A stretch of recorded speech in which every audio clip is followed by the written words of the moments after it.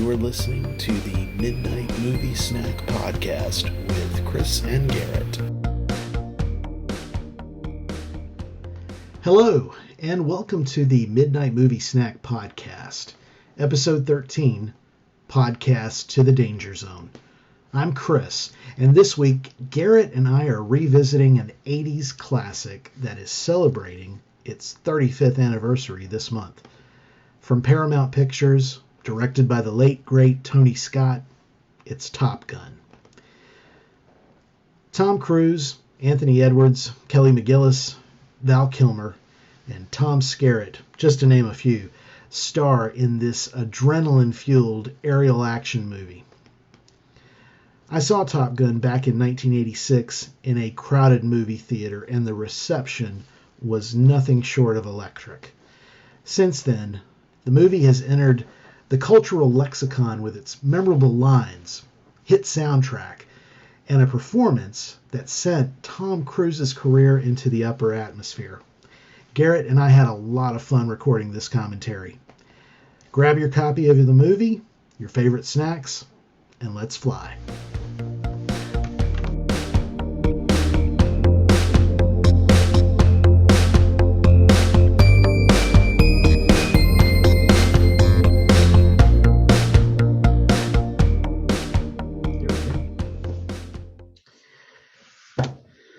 So, it's the 35th anniversary of Top Gun. My brain can't quite process that because me either. I remember seeing this in the movie theater back in 1986 when I was 15 going on 16.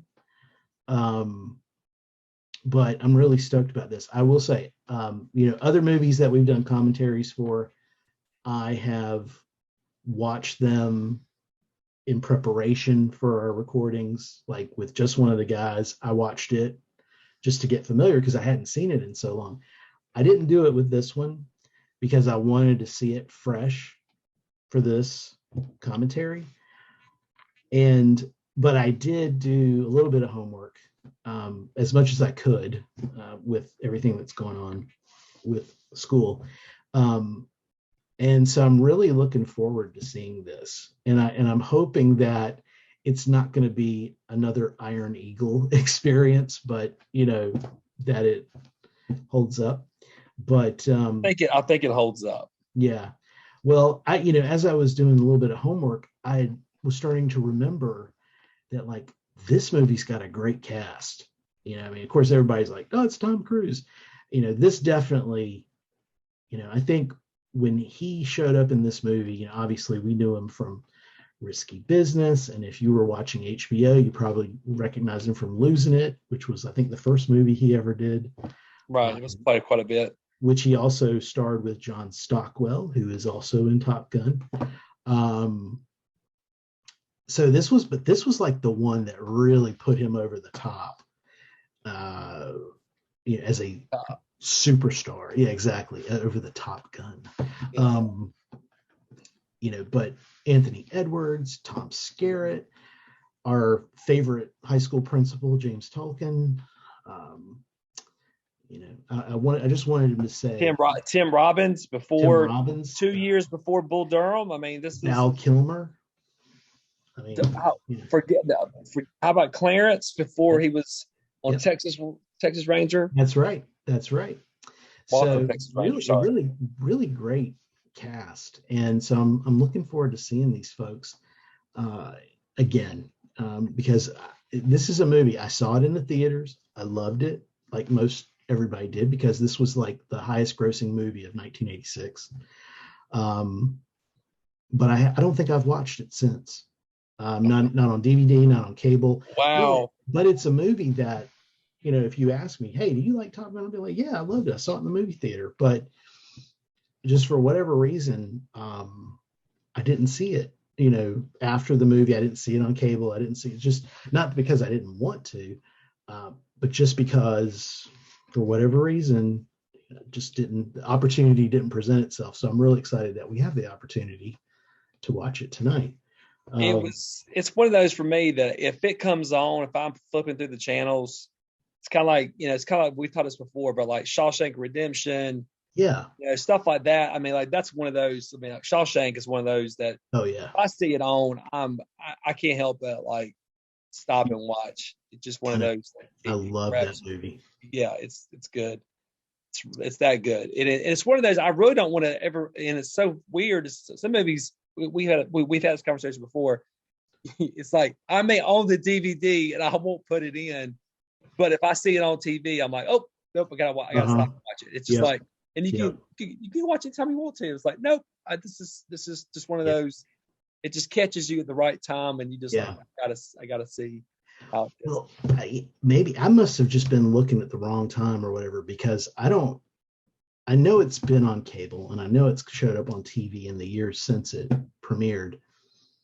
I can't think of a time where it was on TV, because I feel like I would have been the same way. I would have been like, oh yeah, it's Top Gun, I'm going to watch this, because I'm but it's just one of those, I'm going to use a pun here, it's one of those that just slipped under the radar. I just, for whatever reason, I mean, there's a lot of other Tom Cruise movies that they come on, it's like, oh yeah, I want to watch that. But yeah, so it's the 35th anniversary in a couple of days, and as I was doing homework for tonight's recording, there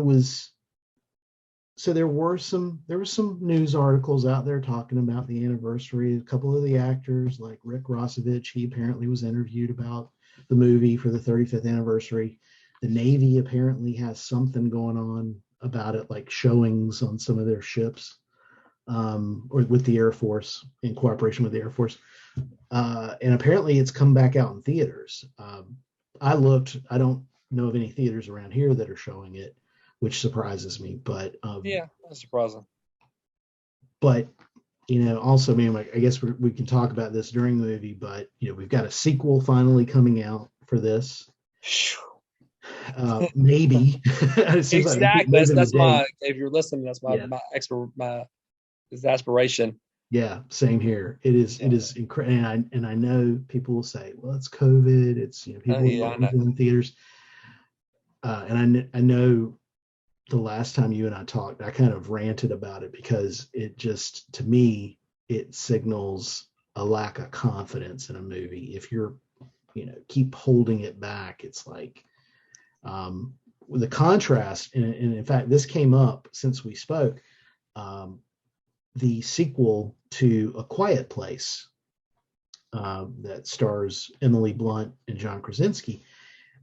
So they had delayed that, but then they finally said end of May it's coming out, and it's only going to be in theaters. And there's like a confidence, and from what I've heard, the advance talk is that it's a really good sequel. And the first one was great. I love the first one.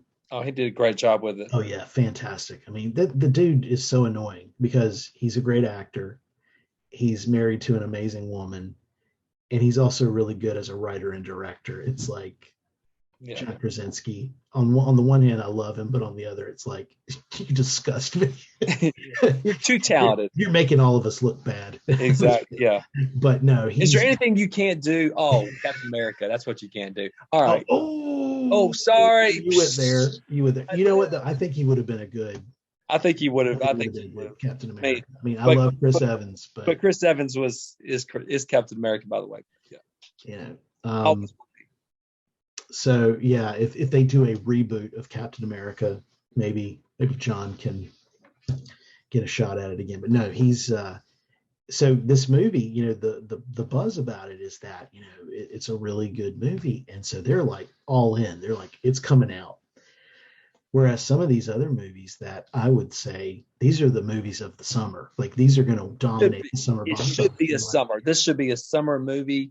Yeah, and then pushing it to November, December just makes me that is really concerning to me, because yes, there's the holiday movie season, but you can't tell me the holiday movie season is as strong as the summer movie season, or at least how it used to be.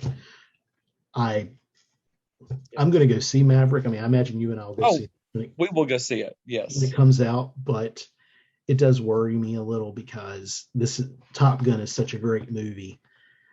I want the sequel to, after all this time, I would love for it to be a great companion to this first one, but when they I do hope things it like they is. I mean, do, my fingers are crossed. I'm hoping. yeah, maybe I'll be completely putting my foot in my mouth, and if it turns out to be great, I will gladly put my foot in my mouth. But I'm just it's just like I was really looking forward to seeing this, and I thought it's going to coincide. It's going to be around the time of the 35th anniversary, so it's perfect Yeah, it's gonna time. be. Yeah, I thought it'd be like in the next month or so. I mean, Yeah, obviously it was supposed to be July or something yeah. originally, or the second, whatever they got pushed through, and then it's crazy. It's Yeah, crazy. so, but back to the whole 35th anniversary.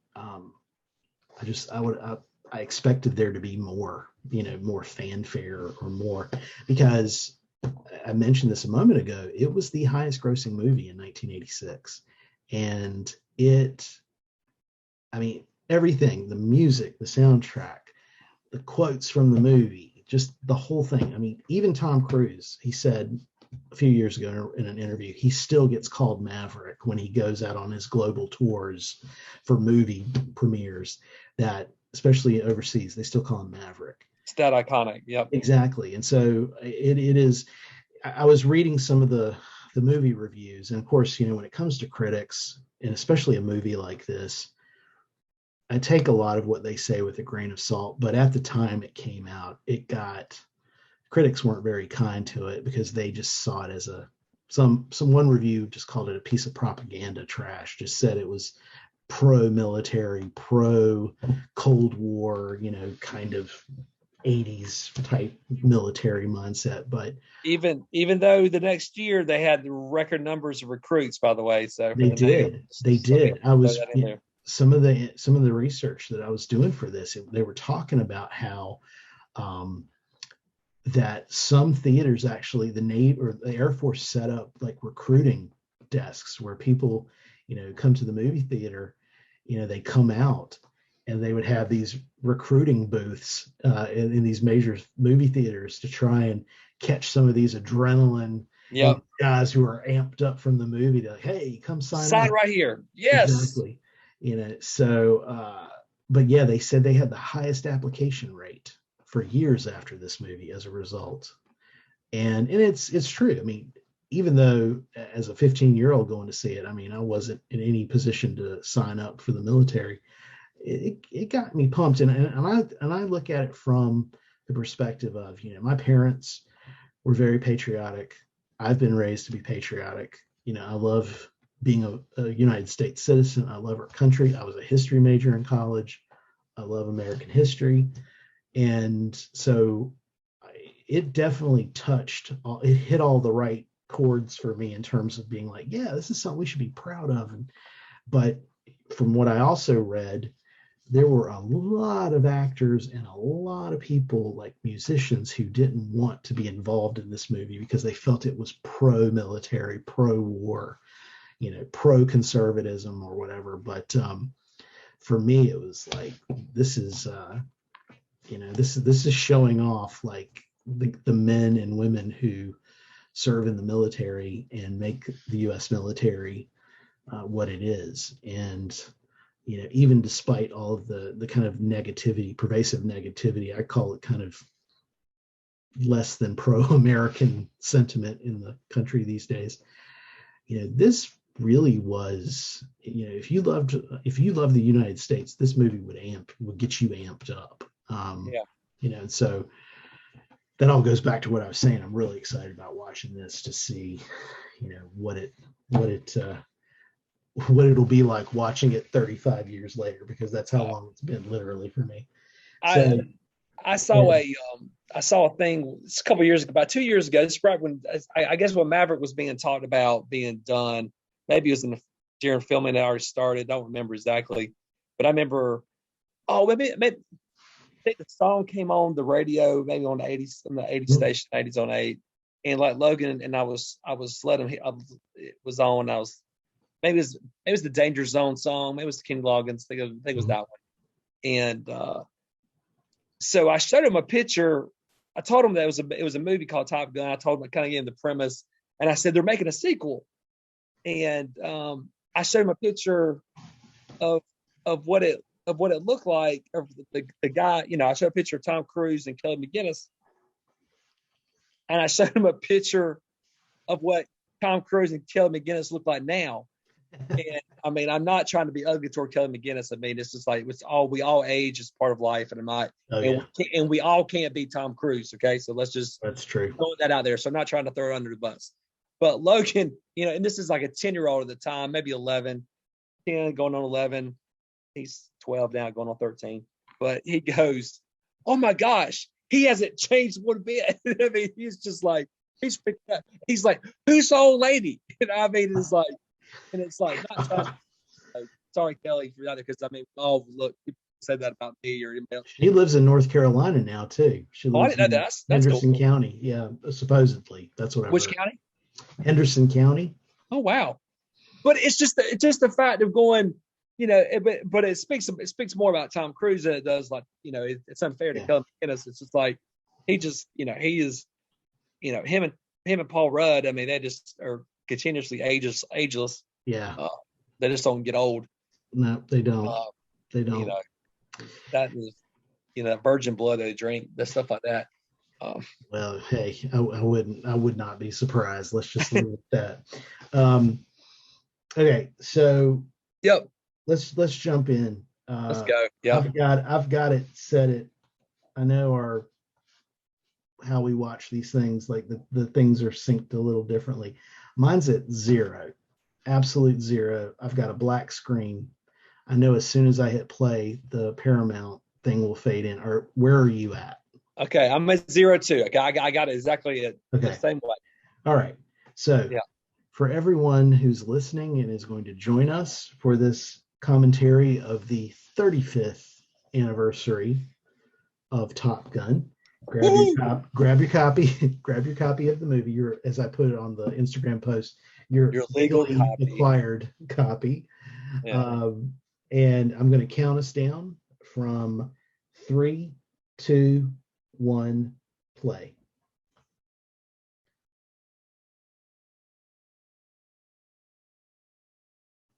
Okay, I got the Paramount at Gulf Western Company.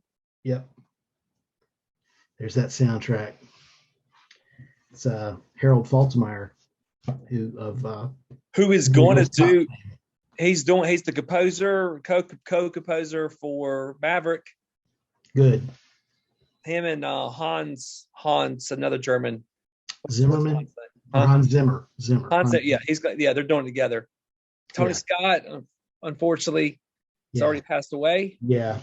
That was sad. I was hoping he would have a part of this. Yeah. Big time. I think he was planning to. Yeah. Fighters Weapons School. The Flyers call it. What do they call it? What do they call it, people? So apparently the real Top Gun school, they charge staff a fine anytime they quote from this movie. They have to pay $5. So I'm not sure exactly where it is. I was reading about it, but there's a story about this opening sequence of the fighter jets on the deck, and these guys kind of walking around. So apparently the story goes that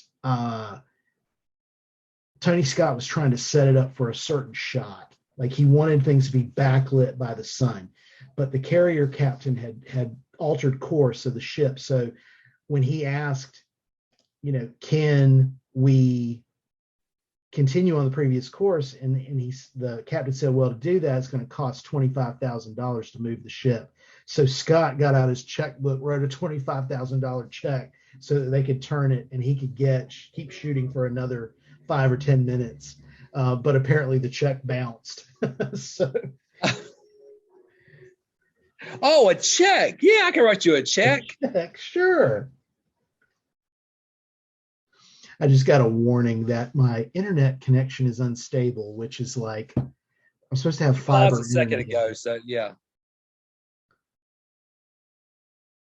Jim Cash and Jack Epps Jr. They were not the first screenwriters on this.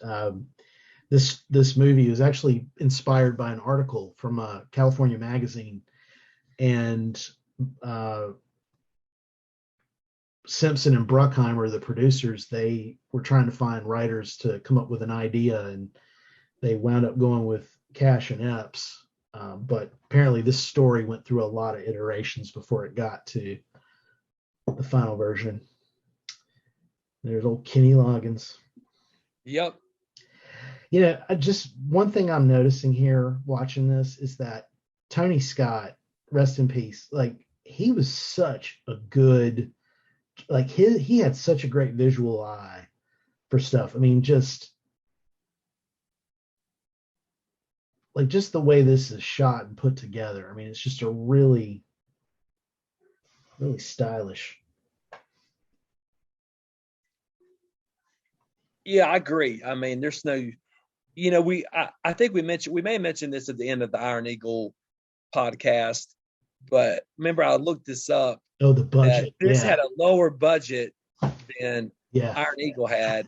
It looks like it had a budget 10 times what Iron Eagle had. Right. And unless Scott was just bouncing checks left and right for everything. That's what it was. Yeah, he told people he had a $80 million budget, and he did it. He did it for a lot less because he kept bouncing writing checks. That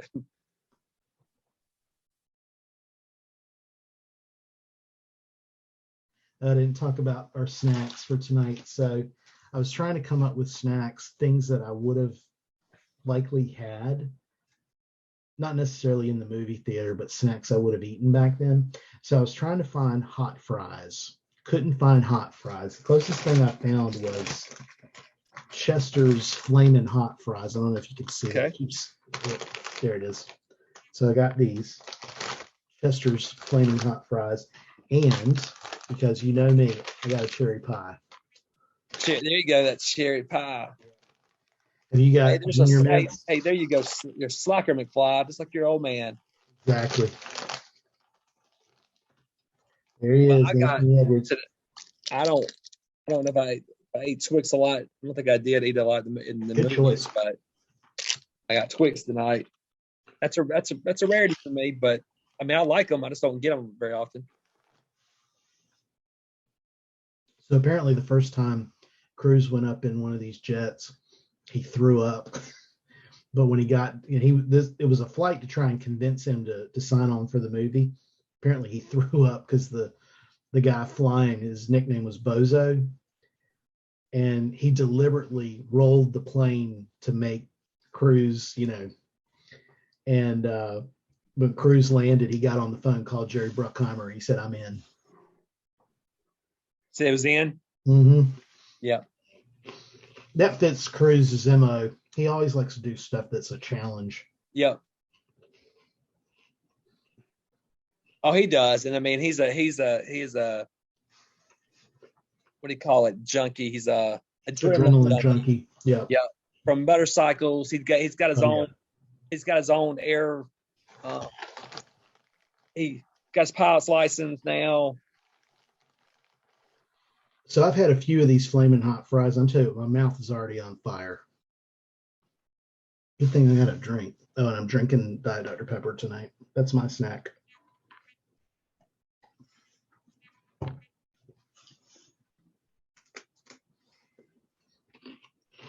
You're a slacker, Maverick. Just like your right. You're a slacker, Maverick. Just like your old man.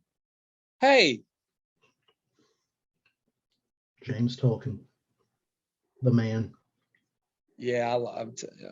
We haven't. I know we talked about it a moment ago, but Tim Robbins. Yep. I think his Berlin. name. And there's John Stockwell, his cougar.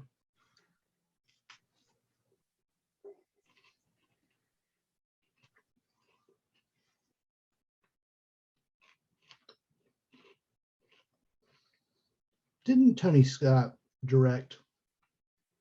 It was a movie with Denzel and Gene Hackman. It was Crimson Tide. Didn't he direct Crimson Tide? That sounds right. Let me look. I got it open. I got it.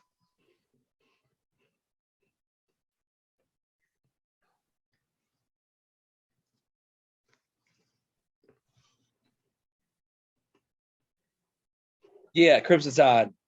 He did Beverly Hills Cop 2, Days of Thunder, which this has a very much Days of Thunder feel, which Tom Cruise had as well. Mm-hmm. I mean, I watched that quite a bit, and these two movies, there's a lot of similarities. I could see the race cars to what he did. Yeah. And you talked about that earlier about his eye for. He did things on Days of Thunder that NASCAR and how they in the TV stations how they film NASCAR on the that they didn't do before, and they adapted off of what he did for the movie. Yeah. But yes, he that speaks a lot to his. Just a lot of visual. I don't want to call it flair because that makes it sound flashy. I just think he was really good, and not only that, these aerial fight scenes, these things, I haven't watched them in years, but just reading what I've read, it brought back a lot of memories. And I just remember watching this in the theater thinking like these aerial fight scenes are just amazing. I think that's one of the things that, I mean, besides a little bit more of a mature, okay. The guy, the guy flying the MiG, is a guy named Bob Rat Willard. He's now a retired 4-star admiral. Oh, cool. Yeah, was like the vice joint chiefs of something or another. I mean, he went way up the ladder, but he was the aerial coordinator, and he flew that MiG-28 for the movie, and he's the one who received the bird there from them. But he was the aerial coordinator, and that's courtesy of Fast Rewind. Cool. I looked at their trivia stuff on that, but yeah, I mean that was pretty cool. So it's like several, I think 2 or 3 of the guys. What was his name? Do you know? Huh?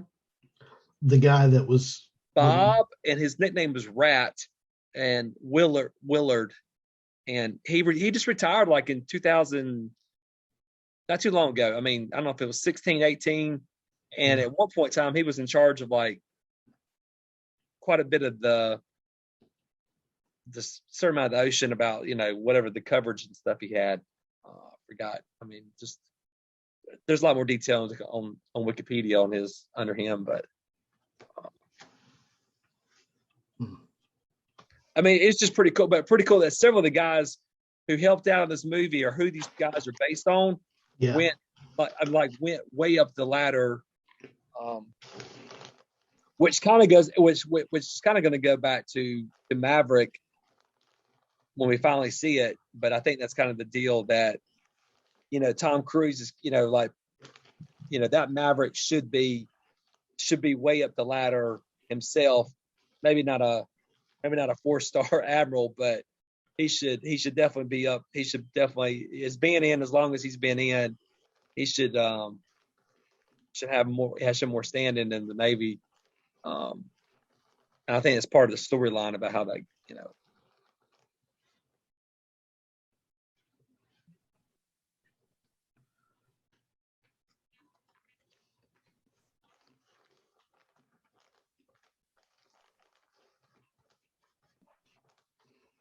It's funny because Tim Robbins is so tall. I don't think he would be able to fly Air Force. I think he's too tall. Good point. I remember one of my friends in high school went into the Air Force.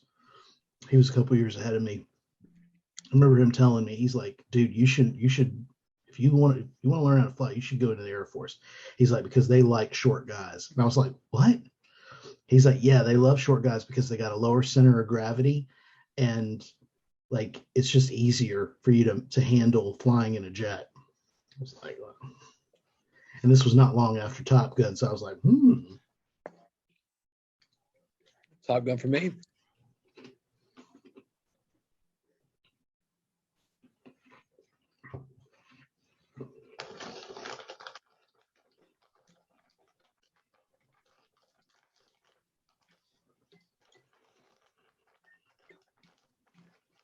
Yep, dude.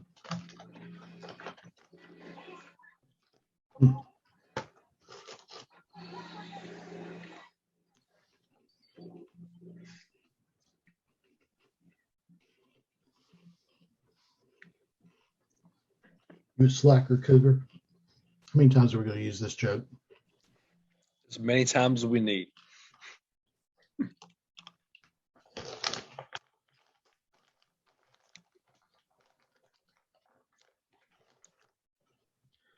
Scrubbed out.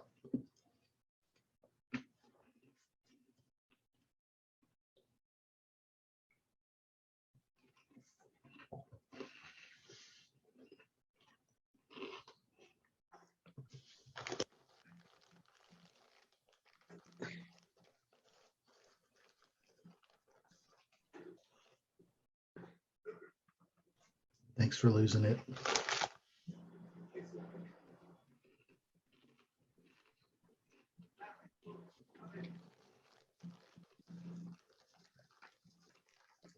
I think I mentioned this to you as well, but we haven't got to Iceman yet. But I watched Real Genius. I think this is before we started doing podcasts. But I watched Real Genius, and it's a movie. It's kind of like Iron Eagle. It's a movie that I really enjoyed as a kid and as a teenager, and I didn't quite enjoy it as much as I did. Really? Yeah.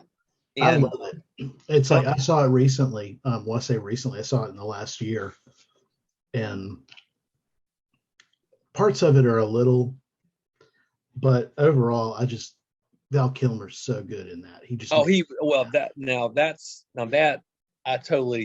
reminds me of Ron Reynolds. Very much so. Mm-hmm. He had that. Totally agree. He's got that vibe. Yeah, it's got. Real funny, real witty, quick. Just his humor was that way. But one thing amazed me is that that movie came right before this movie. And I mean, like filming, I looked at the dates and everything, but like he added on some muscle pretty quick. It's like he was really skinny. I mean, he was in good shape, good looking guy. But like if to go from Real Genius to Top Gun, it's like I'm like, I don't know what the regimen was back then. Like now, it's like it's a big deal about getting buff real quick. Yeah. But he put on some muscle. He looks the role. Yeah. And it does show his acting range too, because his comedy, he's really funny in Real Genius. He plays this snarky. Yeah. I mean, the thing about Val Kilmer, he's a classically trained actor. In fact, I think he was one of the youngest students to be in the acting program at Juilliard, I think is where he was. But yeah, I mean, Val Kilmer, I think, is probably one of my favorite actors from the 80s. Oh, he's 90s. And even beyond. And unfortunately, he's had some health issues. But there's one movie he did, it was probably in the late 90s, early 2000s, called Spartan. Really good. Oh, I got to stop for a second. Michael Ironside. This is one of my favorite character actors, and there's Val. Oh, because I mean, in your favorite movie, obviously, is The Next Karate Kid. That's not quite. That's probably the best thing he ever did. Ironside was really good. A lot of people remember him from Total Recall. I first saw him when he did the miniseries sequel to V, that science fiction miniseries from the 80s. Oh yeah, he was tough in that, and then back in the 90s, late 90s, early 2000s, he was the voice of Sam Fisher, who was the main character of these Tom Clancy video games called Splinter Cell.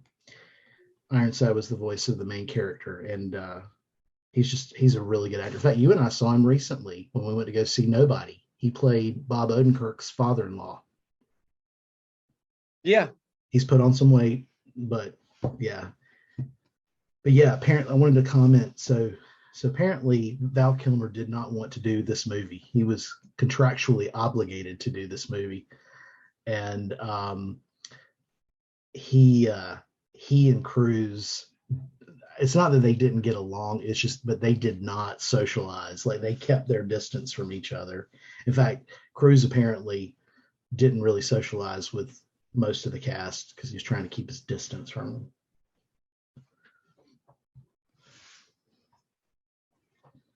Tom Skerritt, another great actor. I looked at the Maverick cast and I was hoping they're going to bring him back. Skerritt's not in it. I didn't see him listed. If it is Kilmer? Is Kilmer supposed to be in it? Kilmer's, yeah, he's back.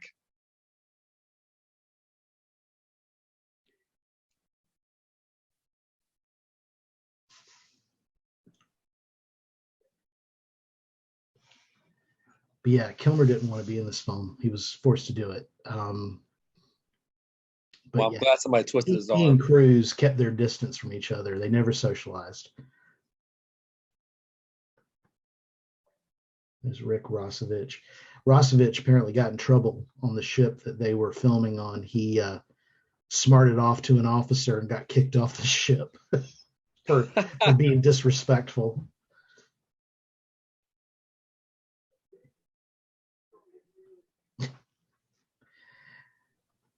Anthony Edwards was quoted as saying that a lot of those lines were improvised because he said the script was very bare bones. They added a lot of stuff.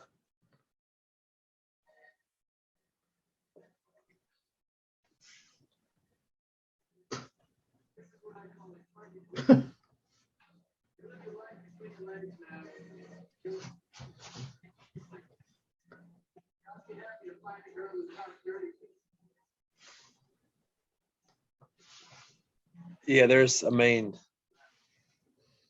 like Anthony Edwards. That's something too. It's like what wasn't he had been in was it like Spring Break and he did Gotcha.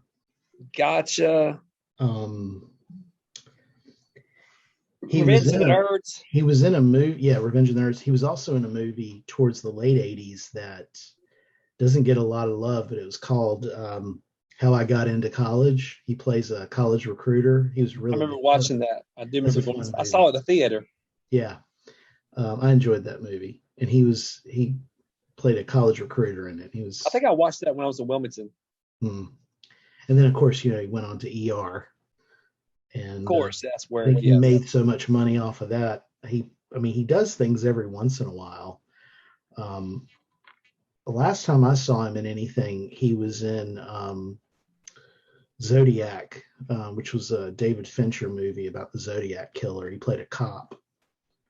But yeah, Edwards is a great actor.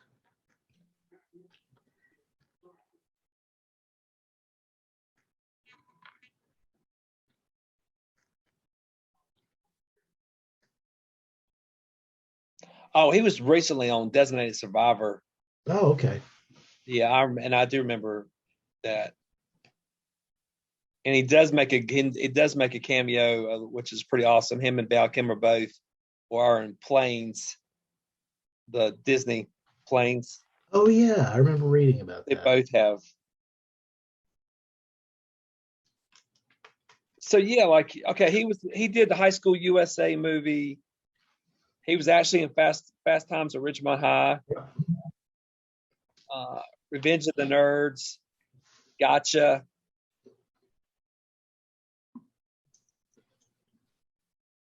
Gotcha was the one I think I'm thinking about the. Here's one of the iconic scenes. Oh yeah, let's make sure yes it is.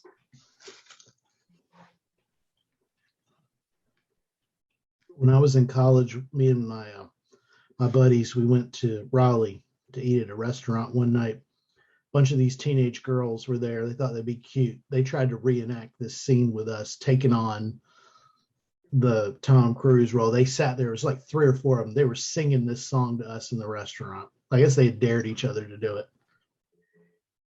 And we're standing there like the 3 of us were just like, what? Yeah, we were pretty much like Kelly McGillis. We were like, what is going on?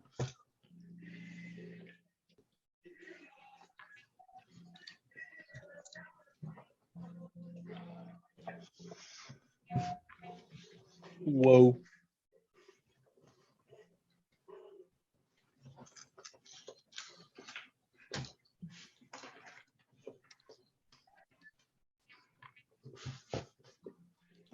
But not you. Yeah. Apparently McGillis and Cruz didn't get along at all. And she's about 5'10", 5'11". He's 5'7". So he had to wear boots, and she had to stand in they had to make a ditch on the set for her to stand in whenever they had scenes together, so she Oh, wouldn't wow. fall.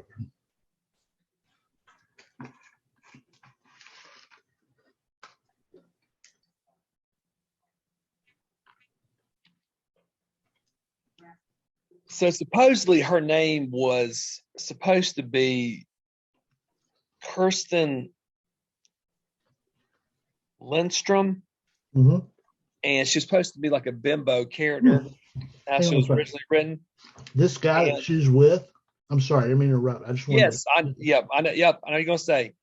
Go ahead. So, the guy that is her date, he's basically the real life Viper. His name is Pete Pettigrew.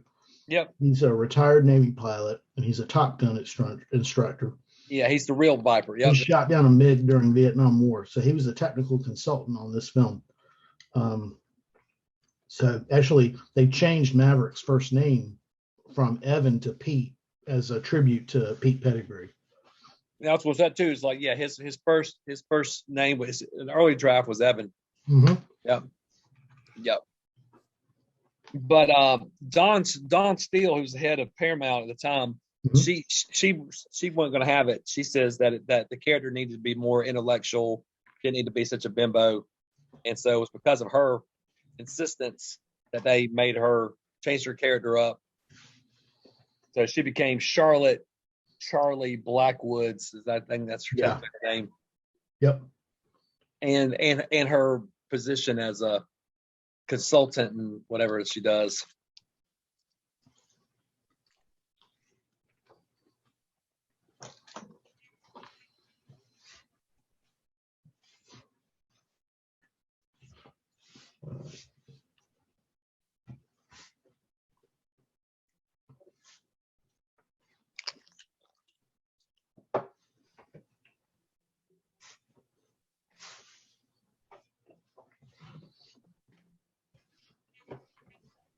I just love the fact that she lets him.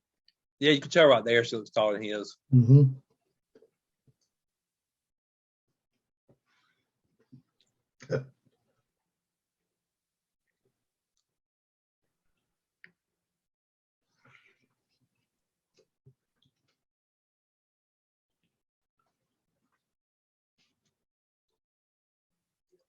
Yeah, but when I see Ironside, all I see is it's the next Karate Kid.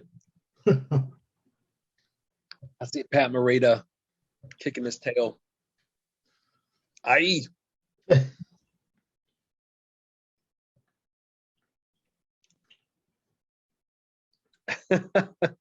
Her looks on their faces are awesome.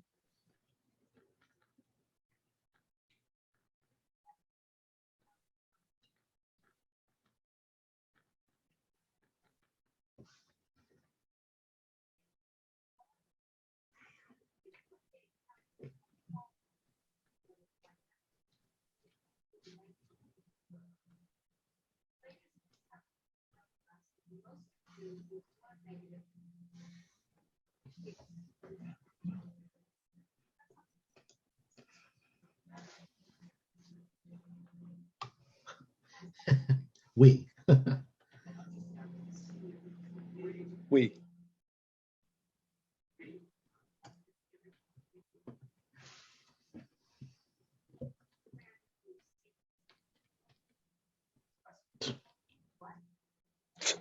It's classified.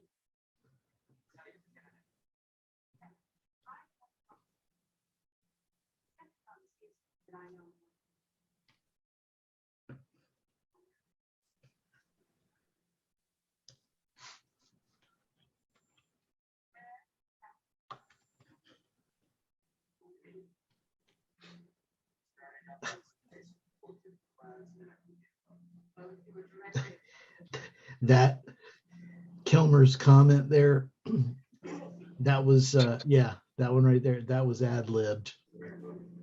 So everybody's reaction was very God, genuine. it was genuine.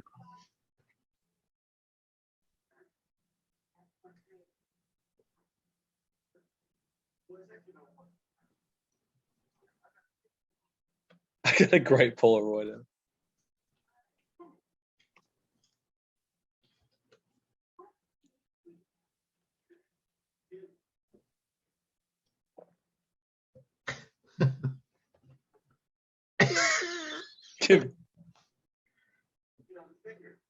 Yes, Goose.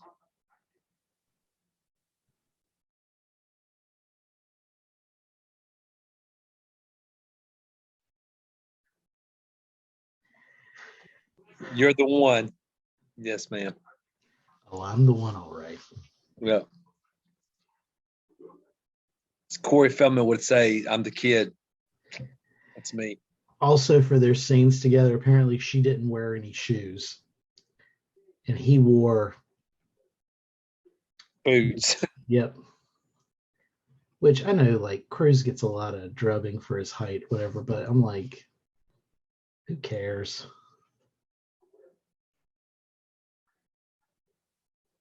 Exactly. I mean, and his staying power, man, you gotta respect Oh, yeah. what he's done. Yeah. I think he's definitely demonstrated throughout his career, putting aside his religion for a minute. Oh no, I don't even He's doesn't even he is like a consummate professional, and like just he doesn't do anything halfway. And honestly, that's a quality that it's admirable, because I mean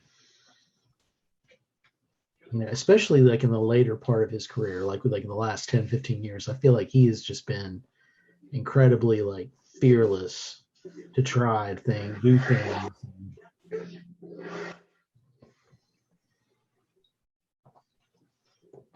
Yeah, I agree. I totally, yeah.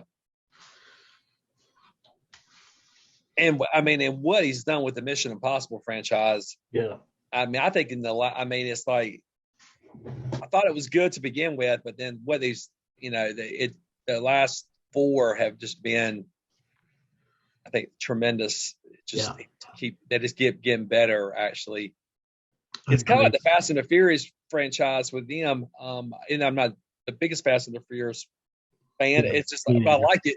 It's like, I thought the first couple were good, and then it's kind of like they kind of went through a lull, and then they just like have taken off about like they're on a roll. And I feel like the same way was with the Mission Impossible franchise. I think they've just have been really good.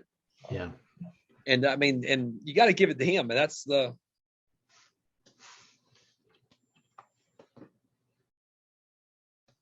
I mean, that's a good cast, and again, he puts himself with good people, but he's still got to perform at a high level, and that he does. I mean, yeah.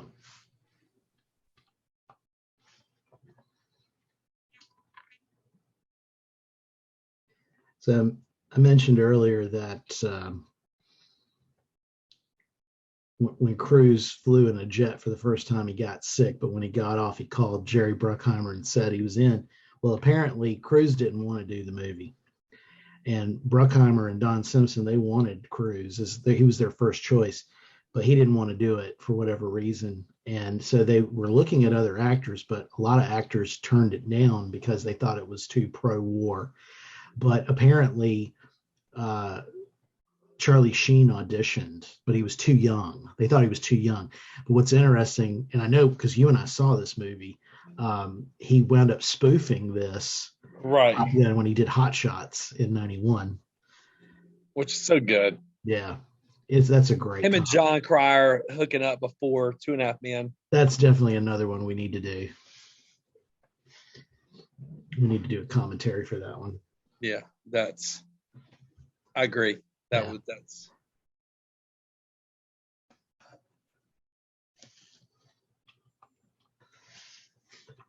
I have you now. So when it's a good time they're doing this little test whatever they're doing, their little scrimmage Yeah. in the air, Scrimmage. in the air. So in '87, Yeah. we went to California, and I posted stuff on Instagram before, but this is where I went. That's where I went to Universal for the first time, and I saw Back to the Future, the backlight, and went to the. Oh, they're gonna buzz the tower. Yep. Yeah, go ahead. And I went to the Dodger. We went to the Dodger game, but we went to San Diego, and we went to Miramar, and Ray was, and Ray was with us. Oh, yeah. And Ray was about ready to join the Air Force. Now Ray was going to join. He was a big Navy guy all along, and I have to ask him again about why he chose the Air Force over the Navy. But we were so my dad's retired. He's retired Army, and he had his military ID, and we're able to get on Miramar here on the base. And this is the very next summer after this movie was out. we're huge Top Gun fans, and just all. So I remember I had my camera and I was going to take some pictures, and Ray was like, "No, put your camera down. You'll get us in trouble." And you can't. And I'm like, the rebel I am. I'm like, I want to take pictures, and he's like, "No, put your camera down. Take pictures here." It's just like, it's like. I don't want to mess up the scene here. This is good. But I love this. So we were talking when the buzzing the tower scene just happened, and so apparently nobody had ever done that at Miramar before. So the Navy pilots, they had to draw straws to see who was going to buzz the tower. And it went to the pilot who made crews throw up on the plane. His name was Lloyd Abel. His handle was Bozo. But Michael Ironside happened to be in the hangar that day, and the plane flew low enough where he could actually see into the cockpit as it flew by. He said it was one of the most spectacular things he'd ever seen. And that's the guy who worked with Pat Morita and was on the next Karate Kid. Yeah, that's what he's best remembered for. That's when he, there's security for a high school. Security for a high school with a bunch of security high school kids who were running security, whatever. I get the point, Garrett. It is a terrible sequel, and I could not agree with you more. It is. What I did not say that at all, man. It's not what you said. It's what you didn't say. I can read between the lines on that one. I'm just trying to bring this all back to William Zabka, Karate Kid, Iron Eagle. Right. Well, it's Johnny Lawrence's favorite film. I don't think Zabka wants anything to do with the next Karate Kid. I don't think anybody in their right mind wants to have anything to do with the next Karate Kid. Yeah, I know it's like or even the Karate Kid remake with Jackie Chan. Like we're not. That's an abomination. I'm not even gonna. I can't even believe I mentioned that.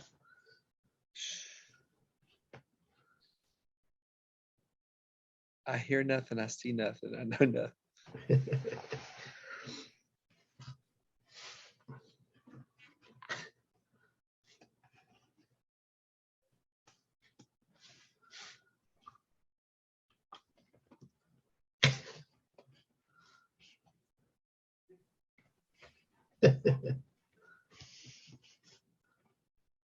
He is funny. Yeah. I meant it when I wrote about him this week. He is probably the greatest wingman in a movie. I mean, he is just, he's the straight man to Tom Cruise's, leading man and right Second Banana. But he does such a good job at it. I mean, I think sometimes these actors, I think most actors are kind of like they want to be the leading man, or at least they have this fantasy of being the leading man. And it's not that Anthony Edwards couldn't be a leading man, but he is just so perfect in this movie. Like the casting, like he is just the best support for Tom Cruise in this movie. Like that's one of the things I remember when I saw it back in '86. I just felt like they had such a good chemistry and a good relationship. They did, and I don't know. I mean, but that's like him and Kelly McGillis get along really well on the chemistry on Yeah, screen, even if it wasn't in. It's almost. It reminds me of. Since you said this, I didn't know that. It reminds me of Patrick Swayze and Jennifer Grey. Jennifer Grey. That they did not really get along that well, but they lit up the screen. I don't understand that. Like that's such a weird thing where it's like you don't get along in real life, but as soon as the camera comes on, it's like you think they're just like the chemistry's there, but it's like, yeah, I think I would have a hard time if I was in that situation. I think it must be, that how they talk about like the thin line between love and hate. Yeah. Talk about this that obviously there's some people who cannot work together that they detest each other so bad that I think, but I think it shows the professionalism of the actors involved. It's like Tom Cruise and obviously Kelly McGillis both must have put aside their, and I think that's the way like Patrick Swayze was known as that way. Rob Lowe talks about how intense Patrick Swayze was as an actor. Oh yeah. He said he's one of the most intense dudes he ever met. Very intense. Yeah. Very And method. Very method so actor. I think he may have found Jennifer Grace youngness, youthfulness, whatever, annoying. But I Yeah. think he was like, I'm zoned in to this. Yeah. And Yeah.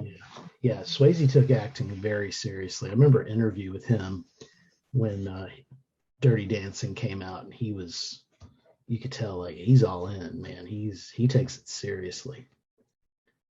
And there are some actors who it's not that they don't take it seriously, but they have fun with it. They don't see it as like, I've got to be really intense and serious. Like they're just there, they get in front of the camera, they do their thing, and it works. so you said that Goose was the best wingman. I don't know, man. I think Jim Washout Pfaffenbach may be the best wingman, and that's Charlie Sheen's wingman in Hot Shots.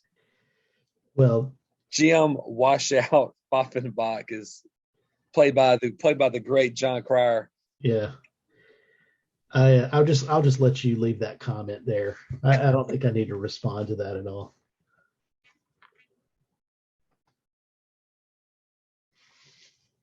Or AKA Alan Harper.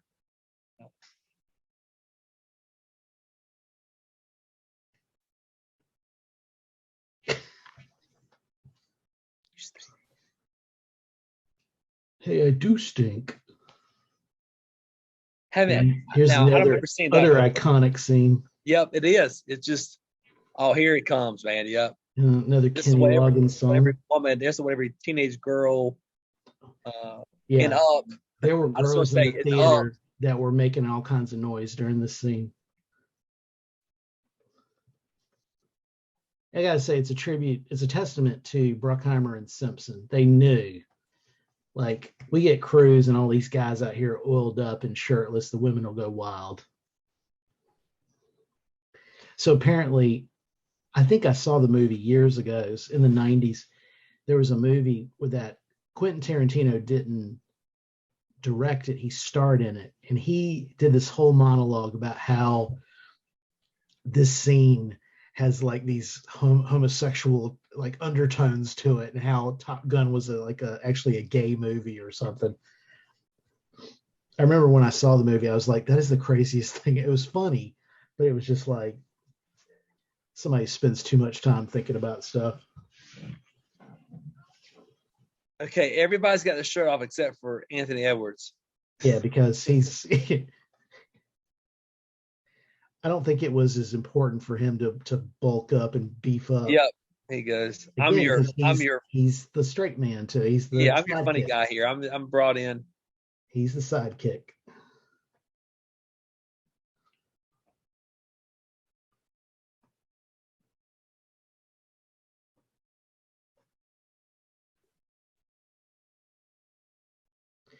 So I read something was interesting. Cruise didn't know how to ride a motorcycle before this movie.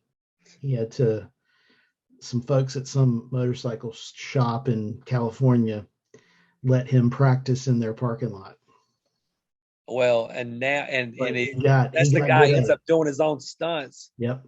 fucking Mission I think, Impossible, I think like this is one of 2, those 3, things whatever. that he just it was the second one.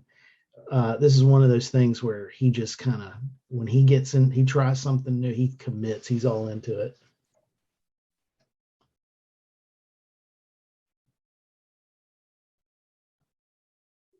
So take my breath away. Who's the artist that I'm trying to remember? Berlin. Berlin, that's right. But we're talking about, yeah, this was mentioned in my music spotlight that it was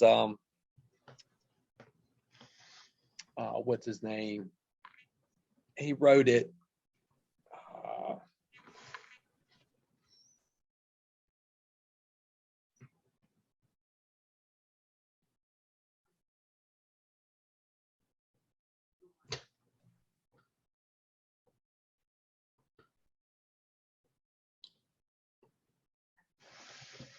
yeah, it was written by Giorgio Moroder and Tom Whitlock. Giorgio, yeah. George, the father of disco. Oh yeah. But yeah, they wrote it, Tom Whitlock, and now it's like it was Tom Whitlock uh, who He wrote. did the lyrics. Yeah, they did the. Giorgio did the music. That music's definitely Giorgio. Yeah, the lyrics was Tom Whitlock. That's what he did, like on Never Turn Away, and that was in Dream a Little Dream. That was really Yeah, good. And that's right. Giorgio did the, but like in that, Giorgio was producer on some of those songs. Mm-hmm. I heard him. He was mentioned um, on a Stevie Nicks song Mm-hmm. earlier today on 80s on 8. I mean, they Oh, mentioned cool. him, and I was just like, yeah. I mean, if you look him up and just see all the things that Oh he's yeah, artist, it's crazy to see yeah. how they're. I've listened to some of Giorgio's stuff. I learned about him through some soundtrack music, and so I started listening to some of his stuff. He's really good. I actually heard an interview with him. He's a really interesting man.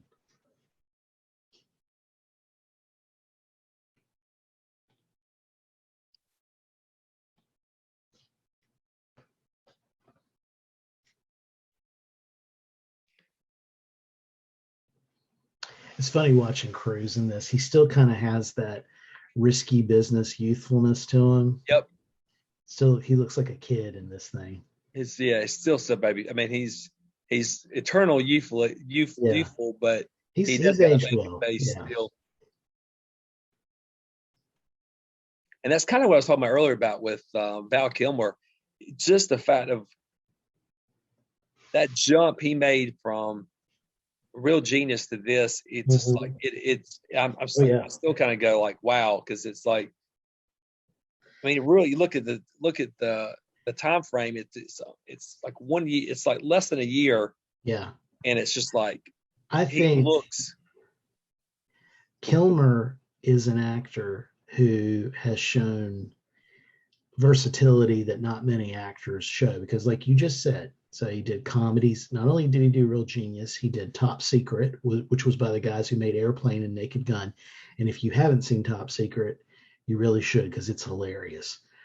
Then he went to this, and then from this, I think it was around the same time he did Willow with Ron Howard, directed it. Played a kind of a swordsman kind of fantasy role. It was really good. And then a few years later, as we know, he wound up playing Batman in Batman Forever. And I And like his actually, Batman, before by the that, he way. did Tombstone. As Oh yeah, Tombstone, man. That's Yeah, Doc Holliday. Tucker. Yeah, I mean, I remember you and I saw Tombstone in the movie Yep. theaters. A bunch of folks from Ridgecrest, and I just remember that movie. I was so blown away by how good it was and just how great Val Kilmer was in it. But yeah, Kilmer is one of my favorite actors of all time. He's one of the best.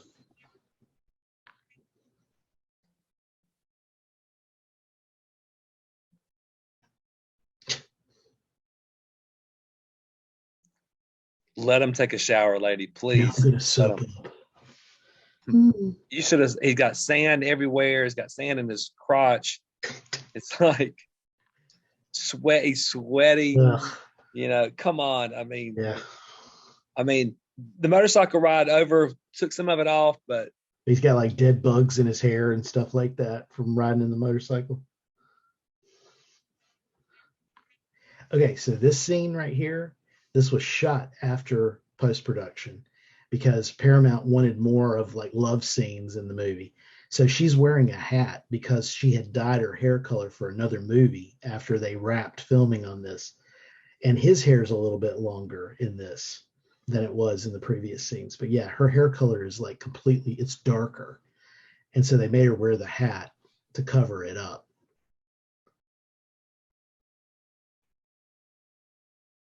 But yeah, they that's cool. added this after production because Paramount was like, there's not enough love scenes in this movie.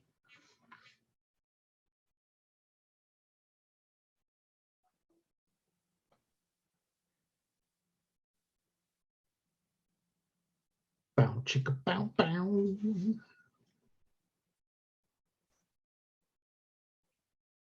Hey, did somebody order a pizza?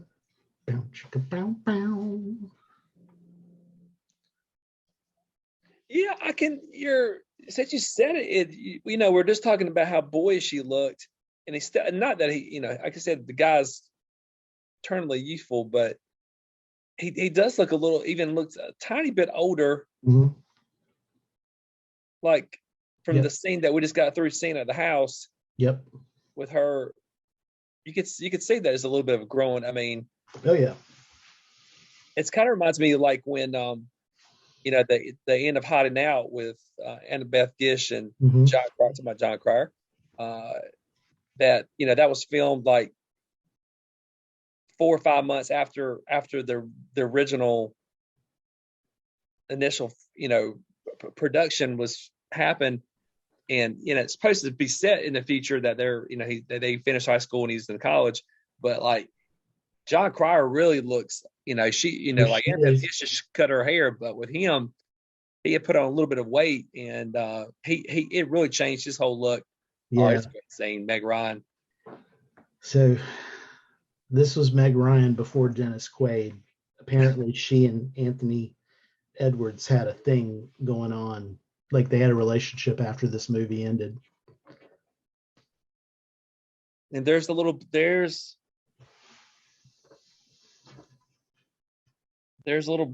rooster Mm-hmm. who's going to show up in Maverick.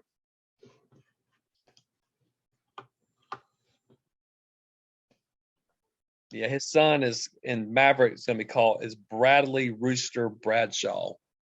Ah, Goose's son. Yep. Carrying on the legacy. And Goose's real name was Nick Bradshaw. Right.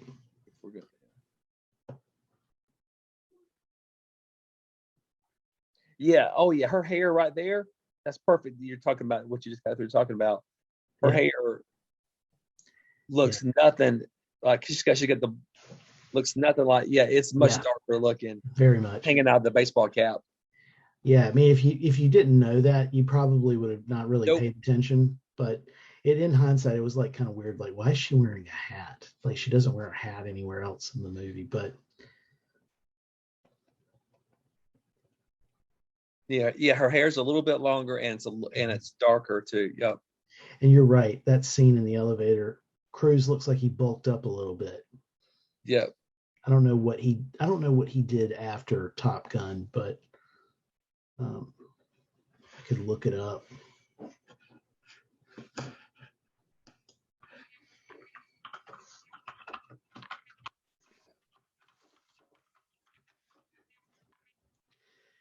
And in addition to that elevator scene, the sex scene in this movie was also shot after production. He did The Color of Money after this. Okay. He did bulk up a little bit. I remember his character in that was a little more solid, if I remember correctly. But then he jumps right to Cocktail, Rain Man, Born on the 4th of July, and then he gets back with Tony Scott, does Days of Thunder. Yep. I mean, and then he hits like Far and Away, A Few Good Men, the Firm, Oh yeah. Interview with a Vampire, and then hits Mission Impossible, and then Jerry Maguire after that. I mean, you're going, dude, man, like just like bam, Yeah. bam, bam, bam, bam. Just Oh, I know. It was like just one right after the other. I mean, like those don't have to be on your top, your top 10, but those are just all those are I mean, those are just good movies. I mean,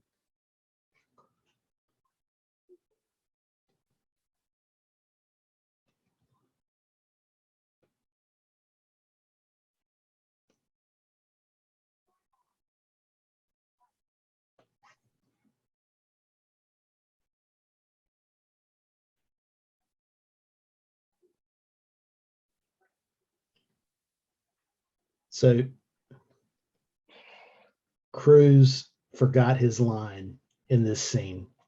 So he just went straight to kissing her. He was supposed to say something, but Tony Scott loved the way that it played.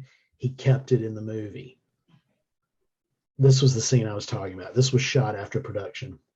Again, it's in the dark. I think she's actually wearing a wig in this scene.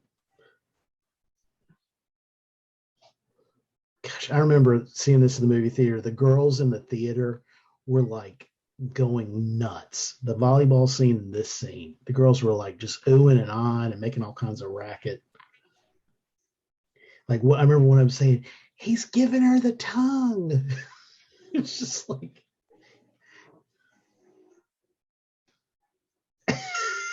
it's it's so it's so sleazy. I mean, it's just give it to her. it's so sleazy. It's like soft core, is it? Soft core. You got to get that. Yeah, I want the light behind. If I can Yeah, see the the blue. tongue. It's a blue light, and it's almost like neon, and it's just like on their bodies. We're getting them in profile, but we're seeing like it's like, and then we cut to Giorgio is just Giorgio's back there just playing.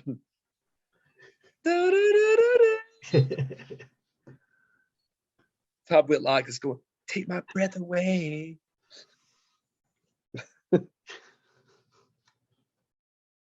Okay, give me something to go with. Well, he's on top of Kelly McGillis. He's giving her the tongue. Okay. I got it. Take my breath away with your tongue. For speed. That's right. Yep. For speed. Yeah, that's another. That's a, It's hard to believe this movie's almost halfway over. It's just like it flies at a pretty steady clip. No pun intended. all pun intended. That's my. I couldn't resist. I don't want you to resist, man. Well, it just takes my breath away. So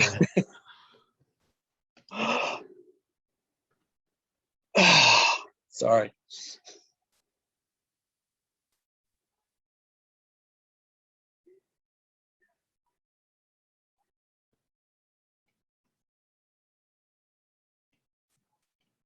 I can hear everything you're saying, guys.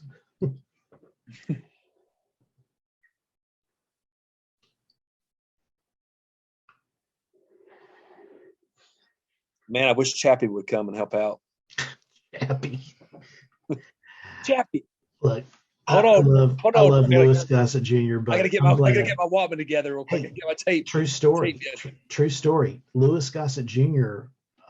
At some point he was considered for the role of Viper, but he was passed over, and then he wound up taking on Iron Eagle. He's probably like, I got to do one of these jet movies. I don't know which one I'm going to do, but I'm going to do one of them. I'm going to do one of them. Well, hey, it worked out well for him since they had like Iron Eagle 26 just came out recently. So, and he stars in all of them. So Iron Eagle paid my retirement. Right.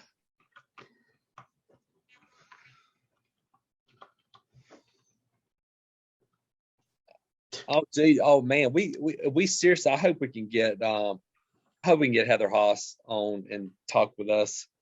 I saw that she responded. Yeah. Belated happy birthday. Yeah, that was yeah.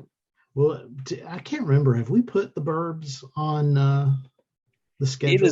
It is not. We need to. That needs to. We can figure it out when we do that. If we could reach out to her and get her to join us.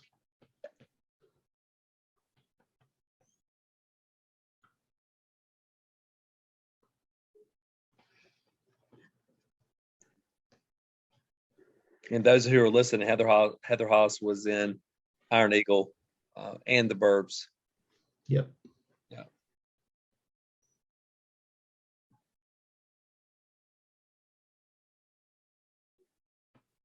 And you can listen to our podcast on Iron Eagle. We did that a couple months, about 2 months back.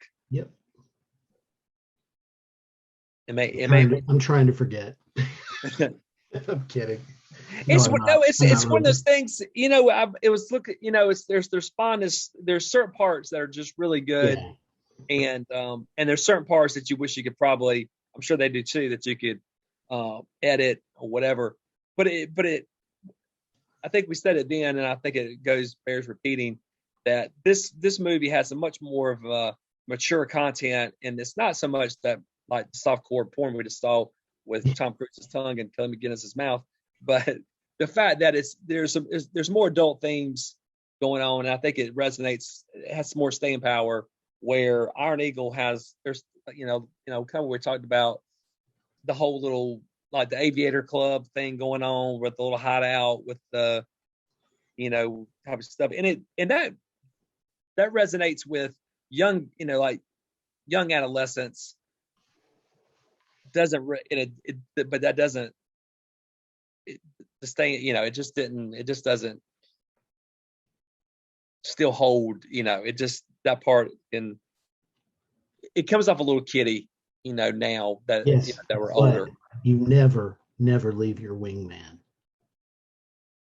Yes. To live by. You never, ever leave your wingman. No. That's right. Listen to Kilmer.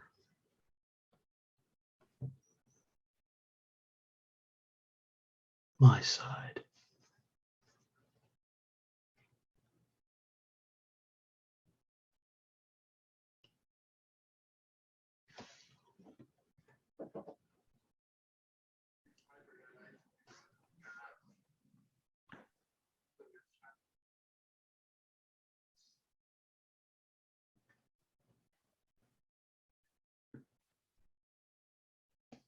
So, talking about Kelly McGillis a few minutes ago, did you know that Ali Sheedy was offered the role? She turned it down. No. She didn't think anybody would want to watch a movie about fighter pilots. She said she later regretted the decision. Been interesting to see her and Tom Cruise. She would have made it work. I think so. I mean, obviously, Kelly McGillis looks really good in this movie, and even though they may not like each other in real life, their chemistry is good. But Ali, she had moments where she's like Val Kilmer. She could do whatever you want her to do. Yeah, I think she's that good of an actress. I think from War Games to Breakfast Club,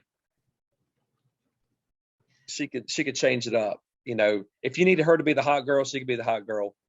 If she needed her to be the nerd or be the weird outcast girl, she could do that.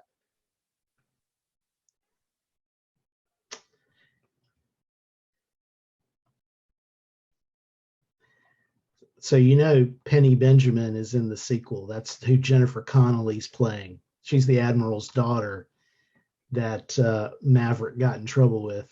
Oh. So she's the love interest in the movie, but that's the Penny that they're referring to. Well, that's good to know. Yeah.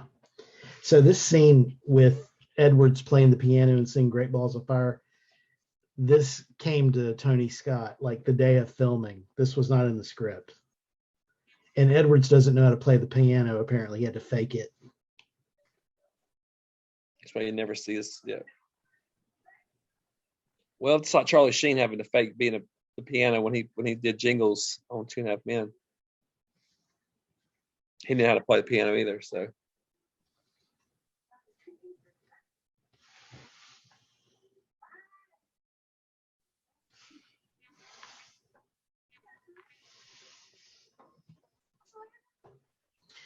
Was this like Meg Ryan? Prime time in love with you. Honey. Show me the way home, honey. Take me to bed or let's be forever.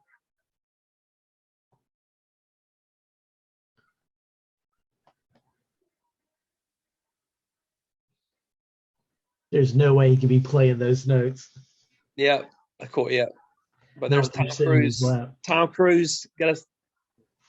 I need to look this up. Singing with his feature. Meg Ryan was a soap opera actress before she went into movies, right? That sounds right. But she wasn't on. I don't think she was on ABC. So it must have been a CBS soap. Let's see. As the World Turns. Yeah, so CBS.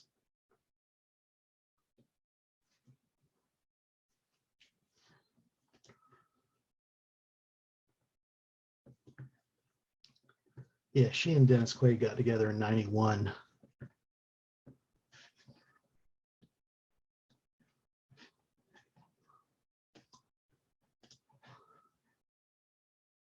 Top Gun was her third.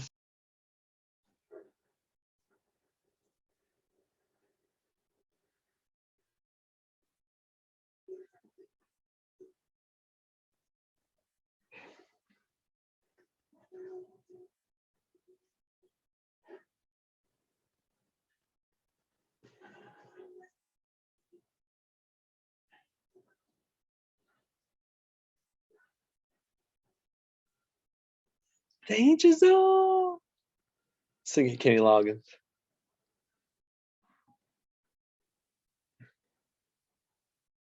And supposedly, Danger Zone is there's supposed to be some version of that song in the new Maverick. I don't know how they'll do it.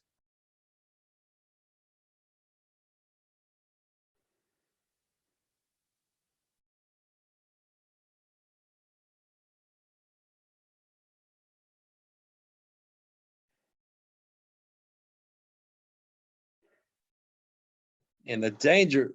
Oh, you're on mute, dude.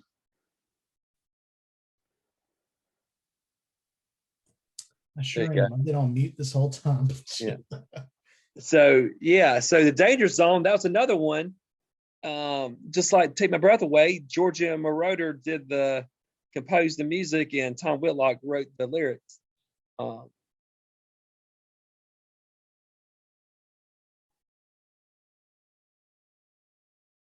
But this song is supposed to be back in Maverick. I just don't know if they'll be the same exact version or if there'll be a different, a remastered whatever or something. But it's cool though that the Herald's going to be back composing. Yeah, no, I love it. Oh man, I loved him with Axel F. Dude, that was the Beverly Hills Cop.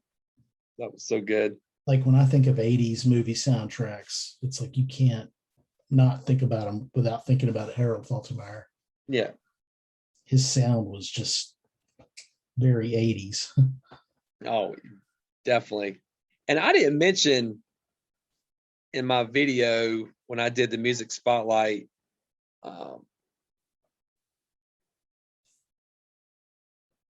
with Chris Thompson, but him and Chris Thompson